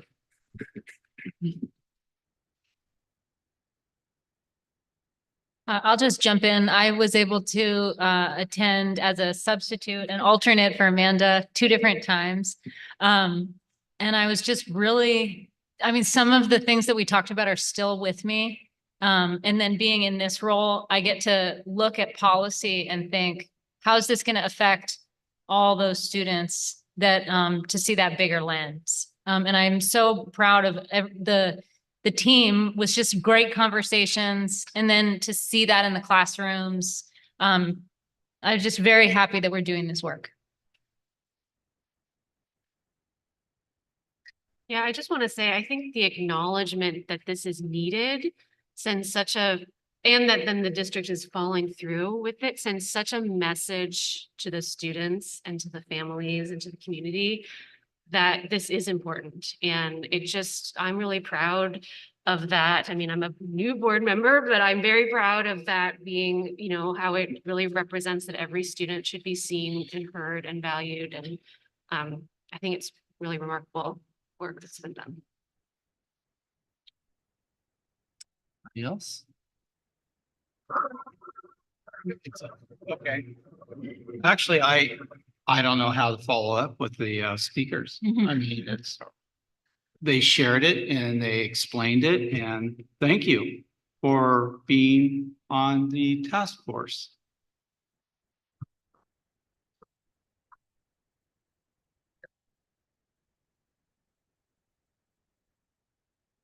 Just, I want to thank the team who has been doing this work so passionately for the past 4 years, because it is not easy and it's so important. And, you know, from my perspective, I just want to say, from curriculum and instruction perspective, this is the most critical work that we'll ever do. And it really does make an impact. And to speak to our parent representative, the true history, it has not been taught over the course of time. And when our curriculum and instruction subcommittees look at social studies materials, we are not committing to adopting materials that don't tell the truth. And that is a huge commitment to this work, to say we're not, we don't feel that this is okay for our students. So I just want to thank the team and thank everyone for continuing this journey, because it is critical. Thank you for that, Jessica. And I'll just, if there's no other comments, I'll just wrap up by, I just want to piggyback on 3 things. There were so many powerful things, but one, yeah, Jessica, thanks for being such a great partner and leading the subcommittee and doing all the work around Zaretta Hammond, but just, I mean, what a practical outcome. You know, if one of the things we struggle with is what are the practical outcomes? Having an empowered team that says, no, these state adopted materials, they're not good enough for us. They don't fit our vision of equity. I think that's pretty practical. So thank you for leading that. Something Monica said, I just wanted to not lose. And that's, you know, I remember that day when she said, I think we were at SoCal and you said, just getting into these other classrooms on the equity walks, that in itself is so powerful. So we've tried to, you know, we might've lost sight of a little bit of that during COVID, and that sparked us to try to find ways to do that in all areas, including equity. So thank you for highlighting that. And then something you said, Amanda, is like, it wasn't just this group, right? Like the idea is to spread this work, and Cole has worked with the board on the same work, the same readings, and we have worked with our administrative team. And the idea is that they gradually bring this all back to site. So this doesn't just sit with one team, that this proliferates across the whole system. So thank you. So, Yes. okay. All right, moving on to action items. Consider adopting the resolution in recognition of Mental Health Awareness Month. I see that we have some of our mental health support team here. So what a perfect opportunity to recognize May as Mental Health Awareness Month. It's always been important, you know, not to just give it lip service. And of course, I think we can all acknowledge that in the last few years, coming out of the pandemic, the impact of social media on our students, mostly adolescents, but all students, has been so powerful. And I remember starting here nearly 8 years ago, thinking it would be a dream, an impossible dream, to have a counselor at every school. And we do now, two at New Brighton and one at every elementary school. And it's not just the counseling team, they're a huge part of it, but there's so many folks in our district who support students' mental health. So we bring you this resolution just to encourage the board to highlight that work. Thank you. Are there any clarifying questions or comments from the board?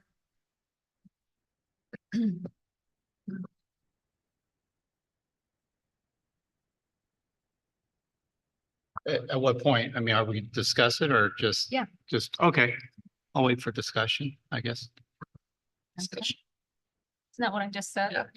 Oh, you What I said meant. clarifying questions. Okay. Or comments? All right, there we go.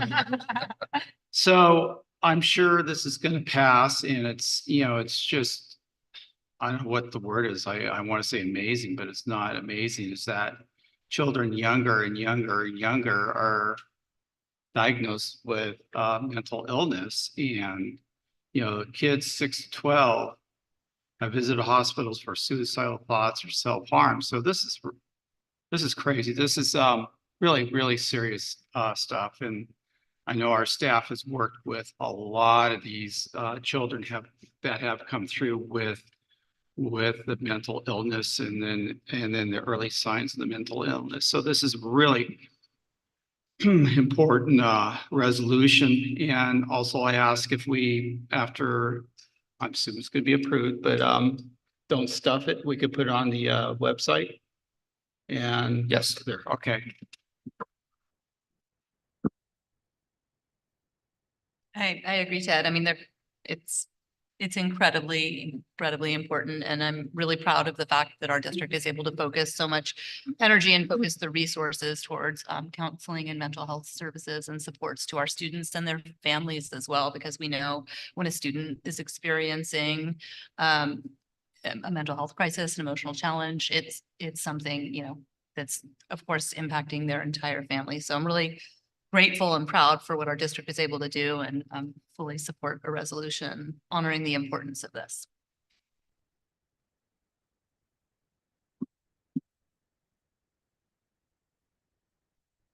I'll jump in. I think this topic is so important.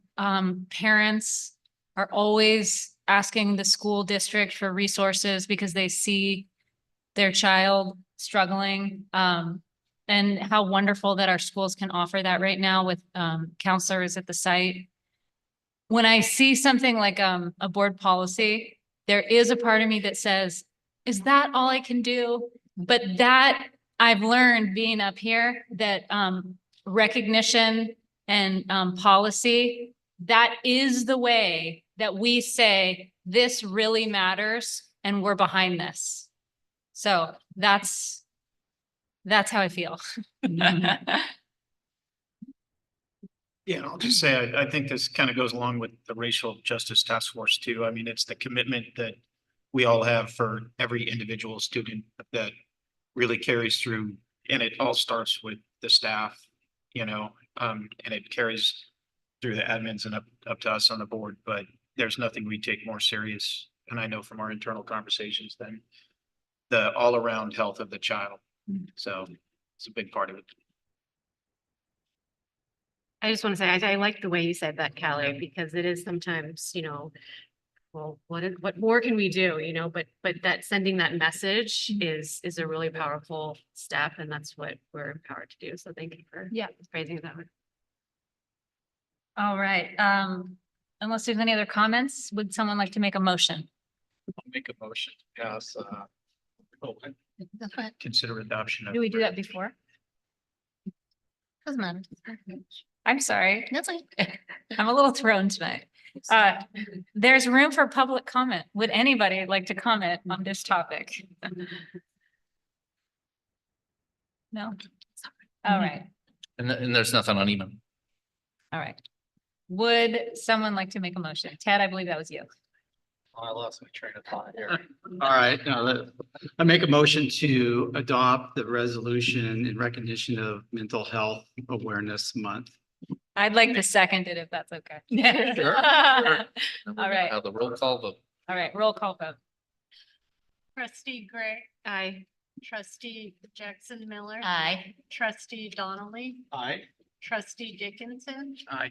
trustee Edmondson. Aye. All right, the motion passes 5-0. All right, moving on to 9B, consider adopting resolution proclaiming May 6th through the 24th for flying the rainbow flag and honoring Harvey Milk Day. Yeah, I wish I could take credit for having this aligned on the same night with the Racial Justice Task Force presentation, but it's a happy coincidence because they really are related, right? Even though the team took the name the Racial Justice Task Force early on, they realized that there's other matters of equity, such as supporting our partners in the LGBTQ plus community. And one of the ways to do that, besides the deep work, is to do visible work. And we've had definitely families and staff who have expressed how much it means to them to see those visible signs of support. And so one of the ways to do that has been started in our county, which is really powerful to know that this is not isolated work, is to recognize Harvey Milk Day. And for the last few weeks of school, fly the pride flag, the rainbow pride flag, in honor of partnership with the LGBTQ plus community. So with that, I'll leave it to the board for any questions or comments or discussion.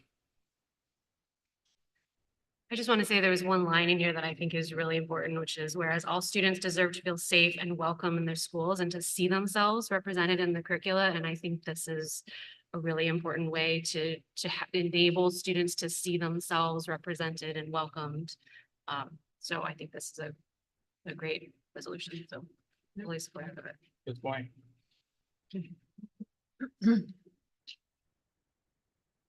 I'd just like to say that there's, at the very bottom, it's attest Amanda Jackson Miller, President, Board of Trustees. And I think we might want to change that. Thank you. Thank you. That will change up. My apologies. Your cut and paste songs are on point, Scott. Thanks for the catch. I didn't even notice. Of course not. That being said, it's an important resolution. It's an important action to take in support of not just our student community, but our staff and the broader community as a whole. So I'm in full support.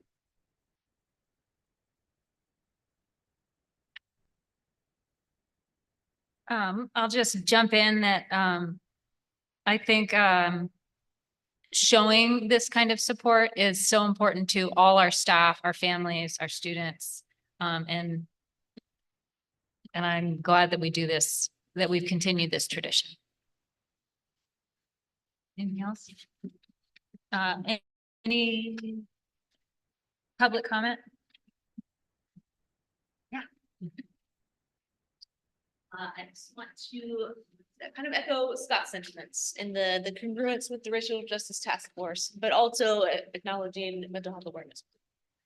Just in our county, I wasn't able to pull up the exact statistics, but I think from the last administration of the Chick survey, in our county around, and I'll fact check and send it to you. I think about 64% of our youth in the county who identify as LGBTQ+ have considered suicide last year. And so to your point about representation, I think it matters. I think it saves lives. When I was a principal, I had a family come up to me at a kindergartner. It's their first time in school. And they said, we were flying the pride flag, and they said, we were so scared, we didn't know that our family would be welcomed here. As a queer staff member, I mean, the tremendous amount. And I know that it's a tremendous amount to our students. So I want to thank you for supporting our community and for really taking a stand and saying this matters here. And it's something that we're seeing. I just want to jump in really quick and say thank you for reminding us of those statistics because they're shocking. So anything we can do to help students is just of the utmost importance. Thanks. Any other public comment on this item? All right. There's nothing on email. All right. Would someone like to offer a motion? I'll make the motion, raising a motion to adopt the resolution proclaiming May 6th to the 24th, 2024 for flying the rainbow flag and honoring Harvey Milk Day. All right. Is there a second? I'd love to second.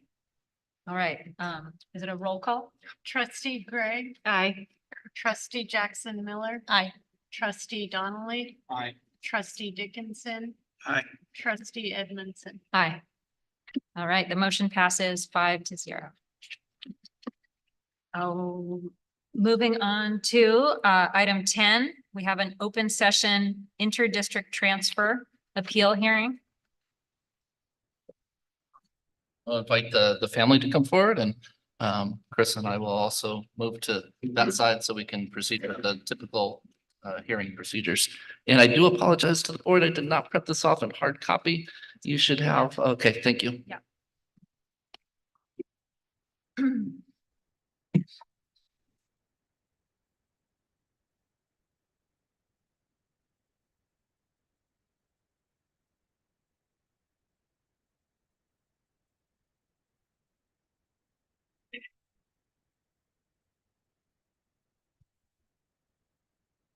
So this isn't standard that we usually do this in open session, but it's always an option. So our parent requested to have an open session inter-district transfer denial appeal to the board.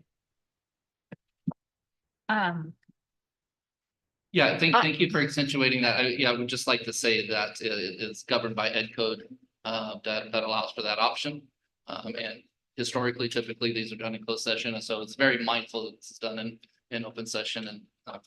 And we've done everything we can to not have the student's name appear and to be as discreet as possible. So very important to just accentuate that. And but that was parents' request, and we're honoring it, and that's why we're here today.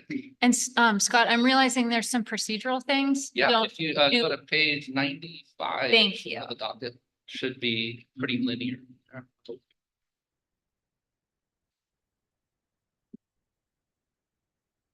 All right.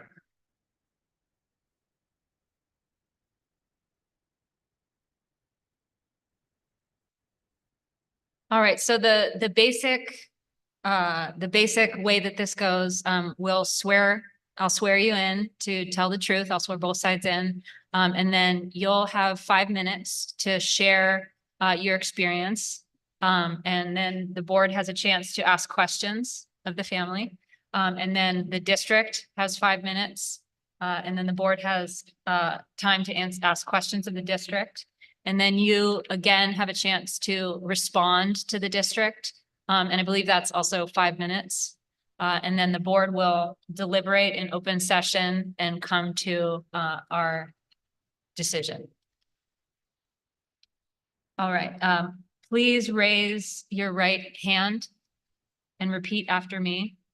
I will tell the truth, the whole truth, and nothing but the truth. I will tell the truth, the whole truth, and nothing but the truth. All right. Thank you for that. It is your time. Hi, everyone. I'm just gonna read what I wrote up. I'm here tonight to appeal the denial of my son's inter-district transfer due to him being in a protected class. He's a diligent, respectful student who always exhibits high levels of integrity. He recently learned this year in 6th grade that he has a writing disability and has received OT services for the past 5 months to help him learn to type more proficiently. He planned on attending New Brighton Middle School with his friends from school, but recently found out that because he has an IEP, he was not accepted. He was devastated, to say the least. He has worked so very hard to build and maintain friendships over the years. This year in particular, he has a small, tight-knit group of friends that will be attending New Brighton. These boys are quirky, good-natured boys who have the same level of integrity as my son. As you know, the transition from elementary school to middle school is not an easy transition. It's also a pivotal moment in the lives of teenagers as they are developing a strong sense of who they are. For my son who has a disability, it may be a harder transition without the support of his friends. I believe that starting a new school with a transition from elementary to middle, with the support of his friends, without the support of his friends will impact his education. Friendships play a crucial role in shaping overall well-being and growth as well as affects academic learning. Within meaningful relationships, you learn to empathize, negotiate, develop more advanced communication and conflict resolution skills. These are essential components of education. It's the social and emotional skills as well as academics. My son is a good student, he's a good friend, and he tries hard to make good decisions. I want him to continue to develop his integrity, to continue to have a love for learning and further develop meaningful relationships in his life. As you can see, and it sounds like maybe only one person got the packet that. Oh, no, they all all, have it was in okay. the public document. SoCal Elementary School District put together, our home district put a few notes on the transfer form. One of the notes reads that parent doesn't want her son's disability status to be used in the transfer process. I do not want my son to be discriminated against because he has a disability and learns differently than others. I would like to share just a few things my son would have shared if he could come to this meeting. He was at a baseball game. He plays Little League Baseball. And now it's past his bedtime, so he's obviously not going to be here. He says, my name is, and I'm not going to say his name. My mom asked me how I felt about the possibility of not attending middle school with my friends. I told her I would be sad. I told her I was looking forward to joining clubs and sports with him. I also asked my mom why I couldn't go to New Brighton Middle School, and she said it's because I have an IEP.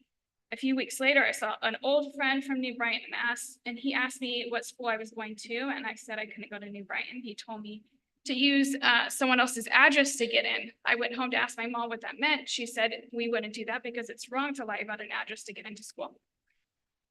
He says, I want to go to the same school as my friends, and then he lists 5 different names of friends. We have become really good friends, and I hope that I can go to New Brighton with them. I understand that many inter-district transfer requests come across your desk each year. And if he was a student without a disability, the outcome of acceptance would have been different. I know that you're trying to protect the resources of current students by denying our transfer, but I challenge you to think differently. Could staffing be doubled so that caseloads are not constantly fluctuating near the top? This would create a more sustainable system and provide a better experience for educators and students with disabilities. I appreciate your time tonight, and I ask you to reconsider your decision. As you know, the transition from elementary school to middle school is not an easy one. As a parent of 3, I've learned that in order for one to succeed in life, balance is essential. I know that education is important to your school, but I also know that strong friendships and good influences around him will be crucial to him adapting to a new environment. This might seem like a little decision, but for my son, it is a huge one. I hope tonight we can come together to make the best decision for him. All right, thank you for that. Moving on to questions from the board.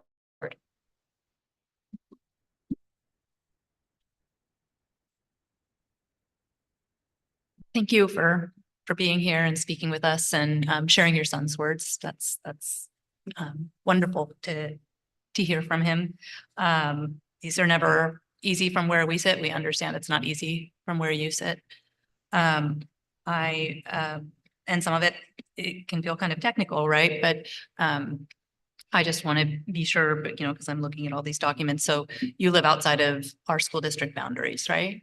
Okay. And so your school of residence where you live now would be a different middle school. There's a middle school that's available in that school district. Okay.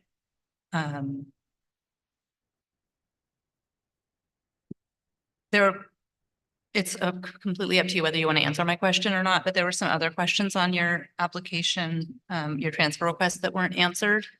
And so you explained why you didn't answer the questions about the IEP.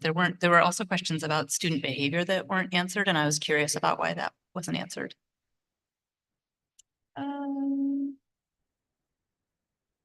Sort of along the same line, but I think when you pull school records, you would see that he doesn't have any behavioral issues.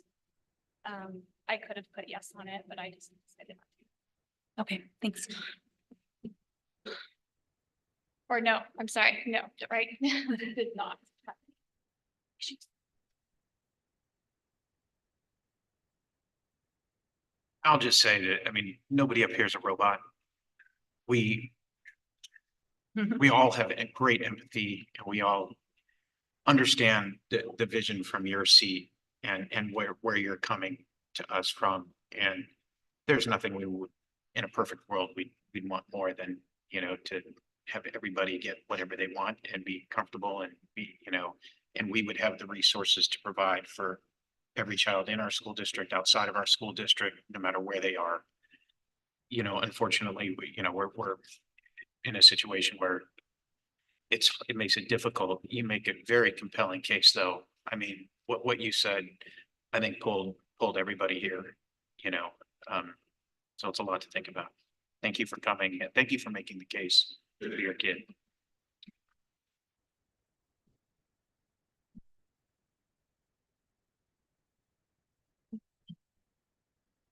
All right, moving on to the district. I'll set the timer.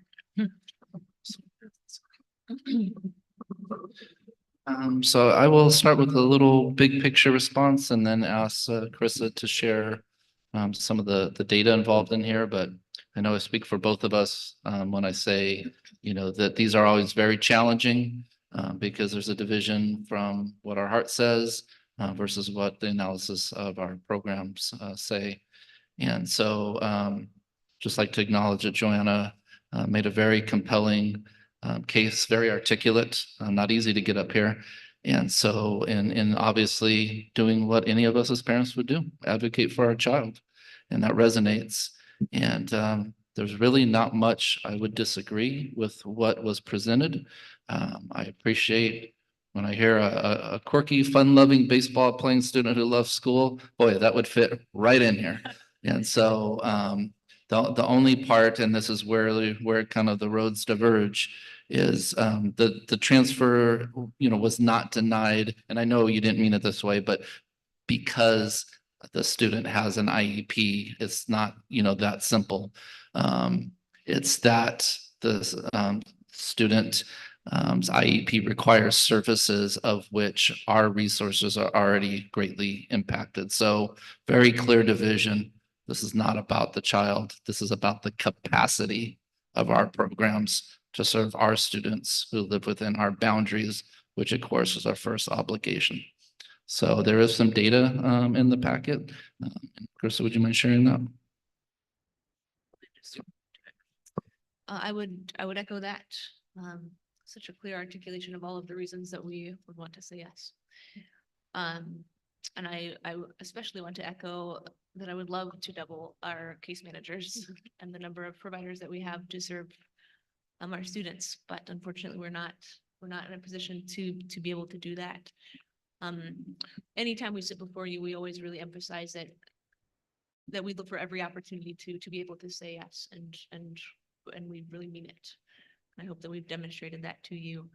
I always, to Scott's point, right, it's not about the student and the fact that they have a disability. It's about the program and the resources that we have to provide that program to the students in our attendance boundary. So I think that information and numbers and data help in being able to know and feel confident in the decision that you may have to make tonight. So I provided you with our kind of current caseloads and then our projected caseloads for next year. Our programs at New Brighton this year were impacted. And the challenge that we are having in that regard is there are more fifth graders coming in with IEPs than eighth graders leaving. And so it further kind of deepens that challenge. And so I provided you the numbers there. We are actively working to solve our current problem of starting the year over caseload. And when I say over caseload, I mean like truly over the caseload. The caseload limit is 28, and there's a process by which you can possibly attain a waiver to increase the caseload limit.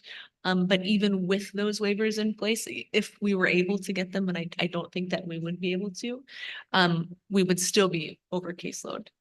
And so in our best case scenario, we will still have to find that additional FTE and additional support to meet our obligation to the students in our attendance boundary for next year. And the same is true of our occupational therapy services. We have a 1.0 FTE of an occupational therapist, and then we have to hire additional contract support to serve the students who that individual is not able to serve due to the size of their caseload. And so those are the kind of the numbers and the facts in regards to what we can at this time anticipate at New Brighton next year, appreciating, that students could potentially continue to enroll and make that even more challenging to meet our caseload obligation. All right. Moving on to questions from the board for the district. Can you clarify the caseload overage in our docket? It says 5, but it seemed like the math was 7. You're in the 24-25 section. Yes, at the bottom where the projection is 63. Sure. But if there's 2 specialists, that's at 56. Check my math here. It's 7. So yeah.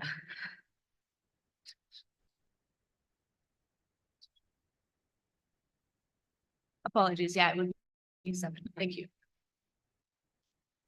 And how will we address the 7 that we're currently projected to be over? Good question. We're pursuing a couple of different options whereby we may have to hire like a additional 0.2 FTE to do a prorated case management in order to absorb those students and be within our caseload limits.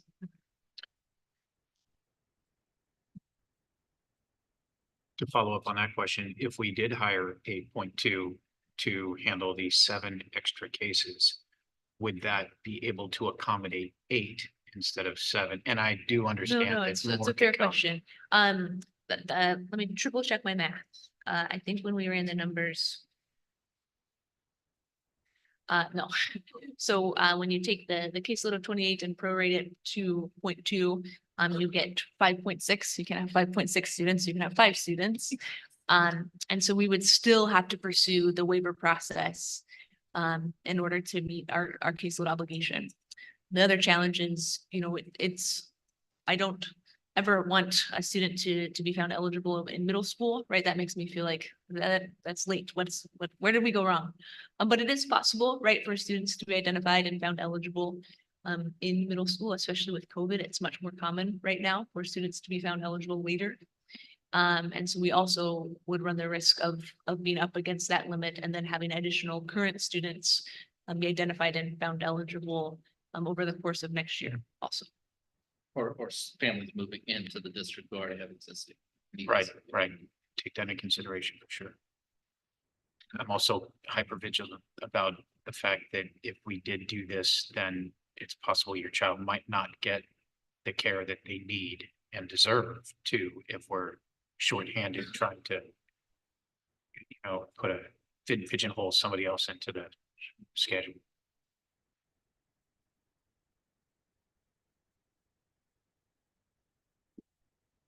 You mentioned a waiver.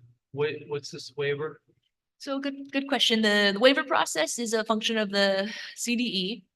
The challenge with the waiver though is it doesn't get to be at our discretion. The waiver process has to involve the case manager as well. And really the question that the waiver asks and the case manager is the one to answer it, and they are the one who signs it, is by increasing your caseload above the limit, does it potentially compromise the service and the ability of your ability to meet the needs of your students? And if the answer to that is yes, then the waiver, of course, would not be appropriate. And it wouldn't be an option for us. And so the challenge there is there's no guarantee. And having been a resource specialist, I would say there are few circumstances in which I would have felt comfortable waiving over caseload. A caseload of 28 is incredibly challenging. And so to say at a time when our students are exhibiting more significant needs than we've ever seen, really, to then say, and also I'm going to take on a few more, our case managers are some of the most generous, hardworking people you will ever meet. And their tendency to take on more than probably they should be asked to take on is consistent. But that question about, in doing so, are you compromising your ability to serve all of your students on your caseload? That's where the challenge comes in. Can a parent decline an IEP program for their student and get help outside somewhere else? I mean, that doesn't make sense, but right. Could that happen? I will answer your question just on true premise of the question, and it is a parent's right to decline services. Yes. Okay. Would that be an option in this case? I want to appreciate the challenge and the nuance of the question. I certainly wouldn't advise it. Right. But I also always want to acknowledge that is any parent's right to do.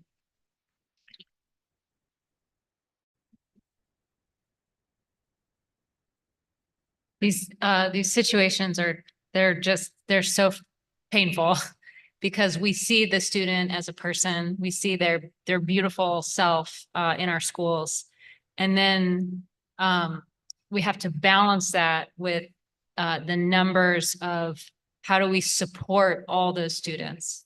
So I just heard you say that we're limited with our staff with special ed and that they're maxed out on their caseload.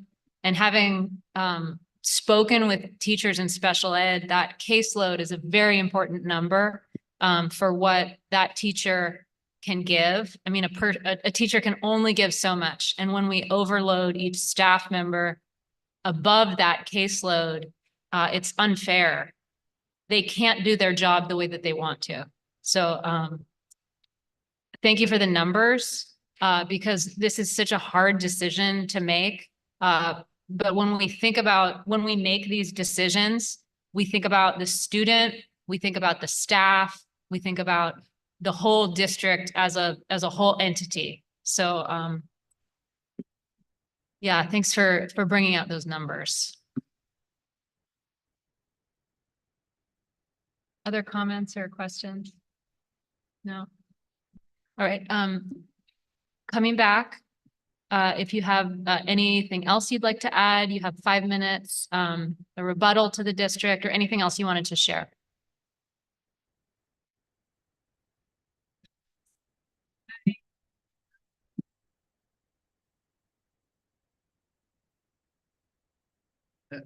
So I would just, say that we would never advise in this setting, something that I'm sure your son's IEP team has thought deeply about.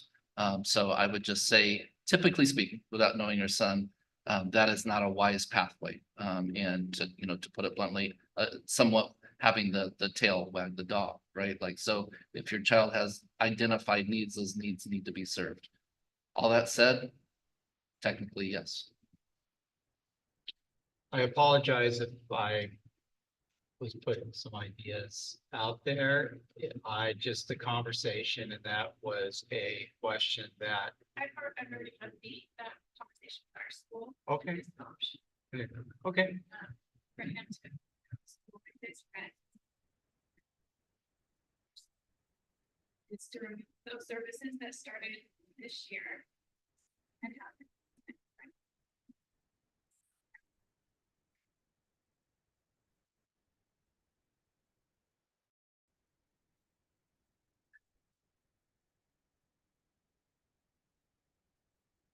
Also, a clarifying question, once the student is enrolled, if there is then additional demonstrated need, then the school he's enrolled in would need to service that need, correct?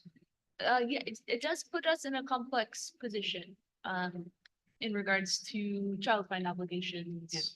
You know, if we have knowledge that a student is struggling, we have an affirmative action to provide supports to that student and to do all that we can to identify them. So this would be a rather complex, scenario in that, you know, every student we know has a need and who has been identified as having that. And you know, the hope would be, right, if it was the decision to decline those services, that he would thrive and do wonderfully. But in this scenario that he did struggle or did suffer and need additional support, that would put us in a rather complex situation, whereby the transfer may then have to be revoked, or you know, additional complex affirmative action on the part of the district to make formal our concern in regards to that student's progress and their ability to access and benefit from their educational environment would be quite challenging. I just want to jump in that I really appreciate the compassion I'm hearing from my fellow board members and the desire to problem solve. But as a teacher, when I think about a student in a classroom that needs supports, it's our job as a board to uphold giving all students that free education that they and the services that they need. I would feel very uncomfortable if we if you decline the services and we voted in that way in this moment. It's a very big decision. I feel like, so I think it's important to look at the facts of what's in front of us instead of problem solving and trying to come up with a solution in this moment. I agree with Callie. I think we have everything in front of us right now as it stands, as it's written, you know, and anything else that we can discuss would probably be for a different meeting or a different scenario. But right now, for what we have, I think it's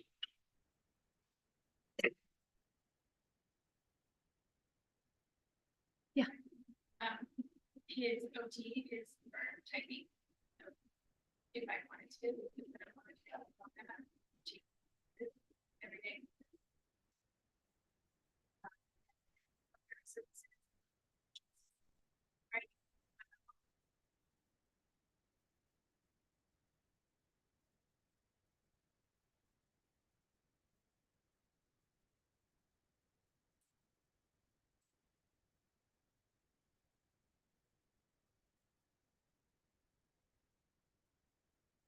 Right.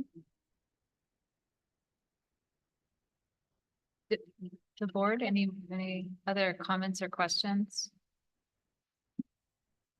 So just to clarify, in front of us, the situation is that your family moved out of our district, right? And then, is that right? I don't think they ever lived. Oh, okay.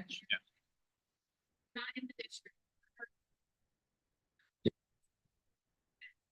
Hybrid program that was there. In transition. And my other two kids go there. The kids from not elementary school all the way into right.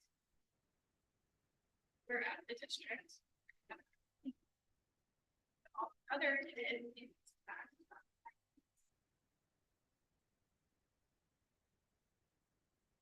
All right, and it does hit that sore spot for us that just we're very maxed out. That's one thing that I'm hearing with the numbers. But like Robert said earlier, we would love to, accept everybody that wants to come here. I mean, that's definitely the feeling. So is there any more questions or comments from the board? All right, let me go back to, and I guess nothing, okay. And did you say everything that you wanted to say? Okay. All right. Oh, I just lost it. 95? It just jumped down. Oh, yeah. Thank you. Would you scroll to 95? Sorry, you touch the screen and it jumps pages. It's at the point for us to deliberate and come to a decision. Okay, thank you. That's what I was wondering. figured. All right, so the board will deliberate to come to a decision. Because this is an open session, we're gonna deliberate here. All right, so comments, ideas from the board. Sounds like there's other solutions that could be taken into consideration, but what we have in front of us is what we have in front of us right now. So basically, we're deciding to transfer with an IUP. Correct. Right. Okay, and I know the services are maxed out too. Yeah, for me, knowing that our team has done an assessment for a student and has reached the decision that the student has needs that would be best met by an IEP. That's really important to honor.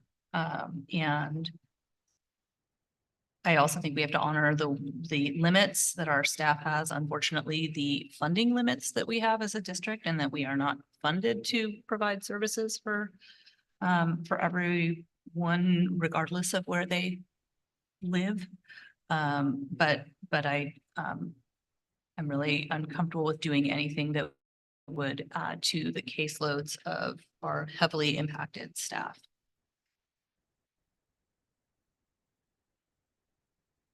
I think that was well said. I think that this is really difficult.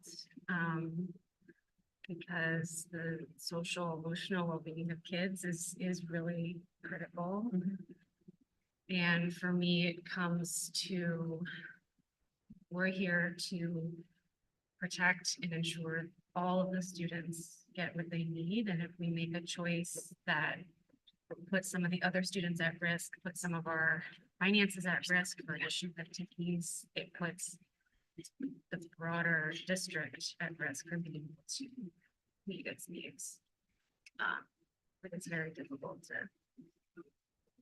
make that decision, but that's where I Yeah, I think these situations are the hardest thing that we deal with as a board, because we're here for the students and we value that continuation, the relationships that the students have.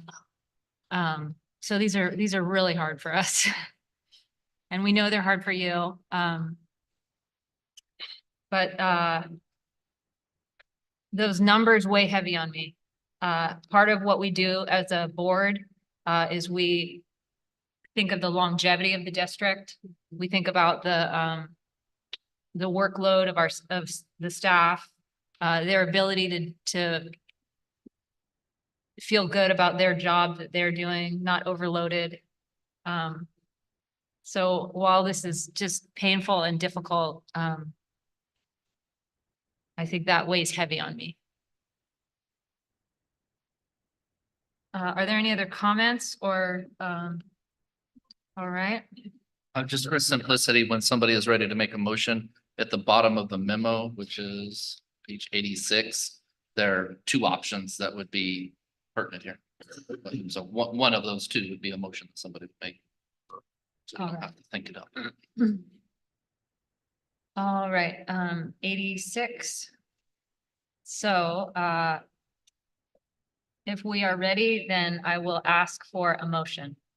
I move to uphold the district's original denial of the inter-district transfer request of the student.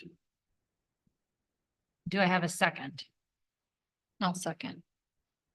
All in favor? Aye. Any opposed? All right, the district upholds, or sorry, the board upholds the district's denial of the inter-district transfer request. 5-0. Just as a human, it's just, Yeah. it's so difficult. Yeah, Yeah. absolutely. And And thank we- you for coming and. Yeah, fighting we for your- appreciate, your kid. yeah. I also, We'd all be in that chair doing the same thing. I also wanted to add that the high school is 2 years away and the high schools are much more accessible. Yeah. Yeah. Thank you.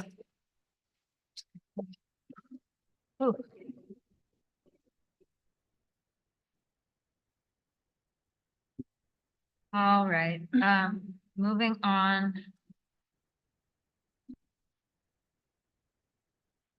Moving on to action items. Those are hard. Yeah. 11A. Yeah, so thank you for this. I am going to have my colleague come up again, Sandy Figueroa, to bring forth this item. Oh, did I skip one? They're kind of flip-flopped in our docket. Sorry, I should have read it. I'm sorry. Proposal for school services of California regarding the analysis of SUSD declining enrollment.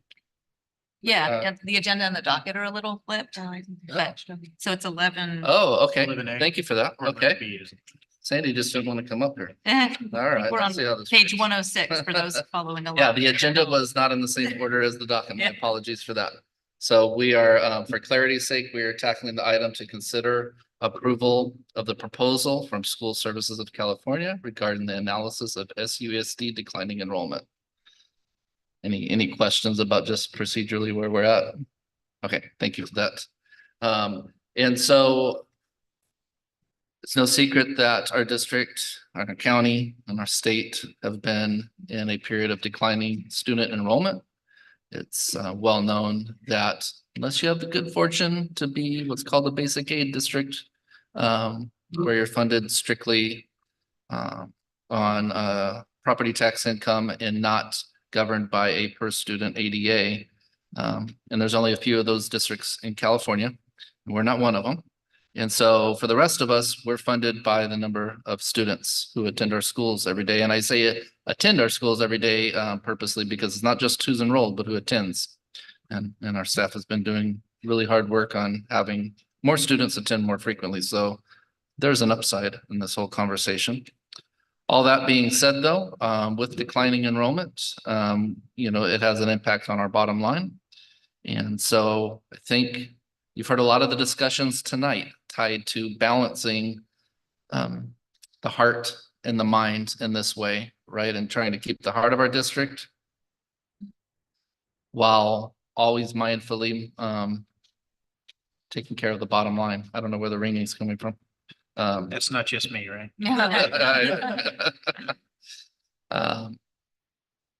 And so, like I said, we've worked really hard to wherever there's expenditures to be saved, to take that approach, while at the same time realizing that the most important thing in the school district are the teachers and staff who serve our students, and remaining and competitive in our salary offerings is the only way we're going to be able to recruit and retain. So these problems kind of diverge. And we thought that while we're dealing with many of these, thank you, Renee. While we're dealing with many of these, internally, We thought it would be a good opportunity to leave the proverbial no stone unturned and ask an outside entity to come in and work with us. This is not a situation that's draconian in nature. We're not in trouble. We're not at that, because sometimes this happens, right? Like if you don't take these steps, you lose that autonomy, that earned autonomy. So we're not in that situation. We're just in the situation where we want to make sure we're asking ourselves all the right questions. We think we're doing it internally. We're taking a hard lens at every expenditure. We're monitoring registration, we're monitoring enrollment. But this would be an outside entity, School Services of California, one of the more highly respected finance-related, school finance-related organizations out there. They come in with an objective approach. They don't mandate, they don't take over. They come in and do a thorough analysis, talk with us, and offer their findings. What we do with those findings is up to us. One of the things that I think we should be proud of is that we have a intermediary team between the board and decisions like this called the fiscal prioritization team, so that these kind of proposals don't come out of left field, and that before they reach your table and your dais, they are vetted, so that there's at least a recommendation from this team. This is what we like to call a small, nimble team made up of both labor presidents, our assistant superintendents, 2 board members, and a principal. And so we think that that's for a small team, that's pretty strongly represented. And I would just end with saying that that team recommends that you consider approving this proposal. All right, any questions or comments from the board? I have a question. Have they specified what data analysis they will do? And can we specify some of the data analysis we're interested in them doing? Yeah, some of that will come out as a part of the process. And yeah, we're definitely engaged along the way. They don't just come in and not speak with us. So yes, I think some of that will depend on their findings and the conversations that we have with them.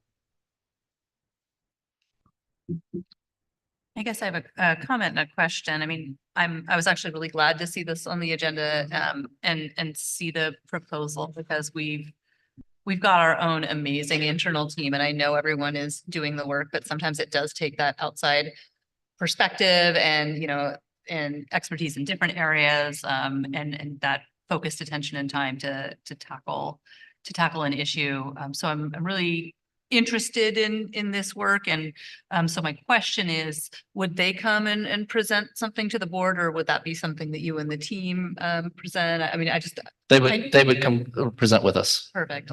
Yeah, thank you.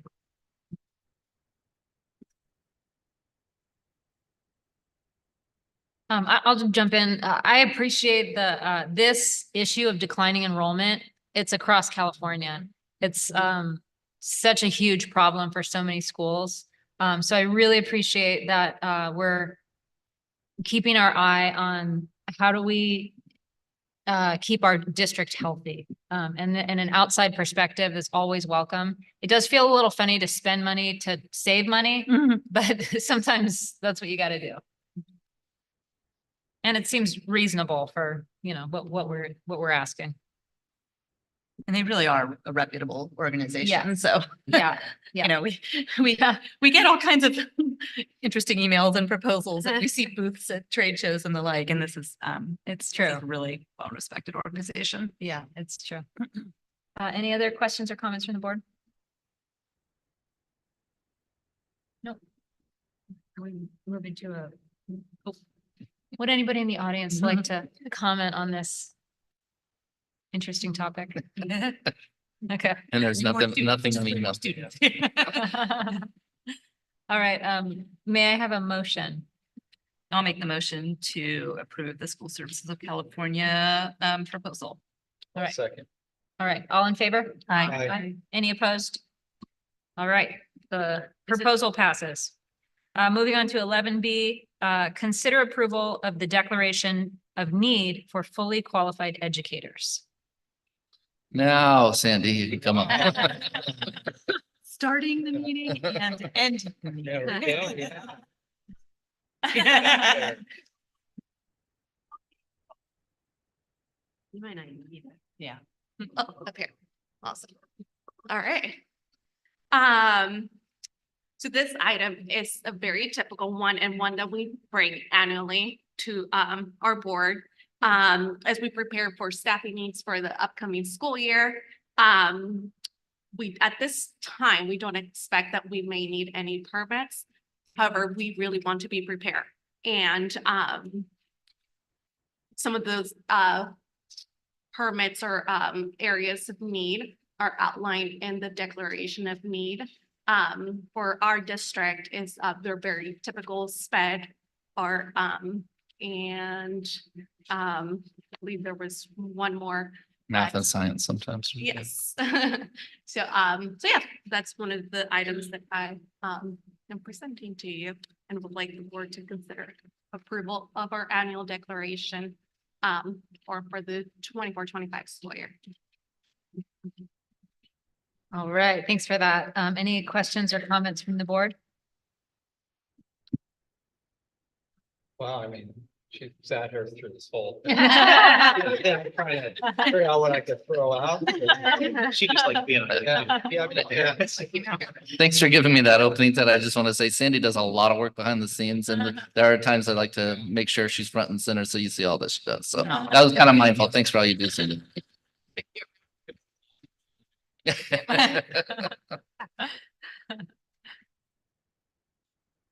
All right, it looks like we don't have many questions.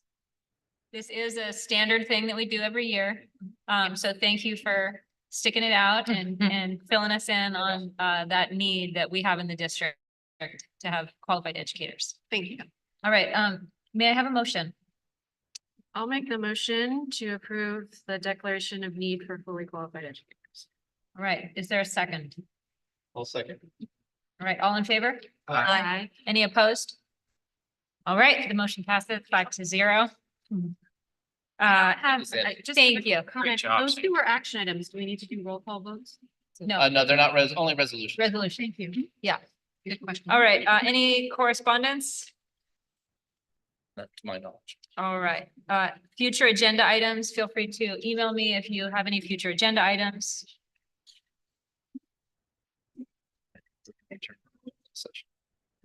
Closed session. And really? Are you serious? That was a classic board moment right there. Are we adjourning back to closed session? Oh, No. Yeah, we didn't finish closed we have session. to. We have to. Wow, okay, the board is adjourning back to closed session. I'll make a, would the young man in the audience like to make the motion to adjourn the meeting? Would you like us to wrap it up, young man? Would you like us to wrap it up, though? I think it should. Really going back to the. class. What do you need to do? Do you think we should be done? But the meeting ends, right? Just tell us if we should be done with the meeting. Yeah, all right, thumbs up. We adjourned Right there, to yeah. close? Adjourned to closed. We're The adjourning. closed session. Yes. Yes, the board just is thought going we to might have closed a session. Yes. Okay. All right. All right. Thanks for sticking around.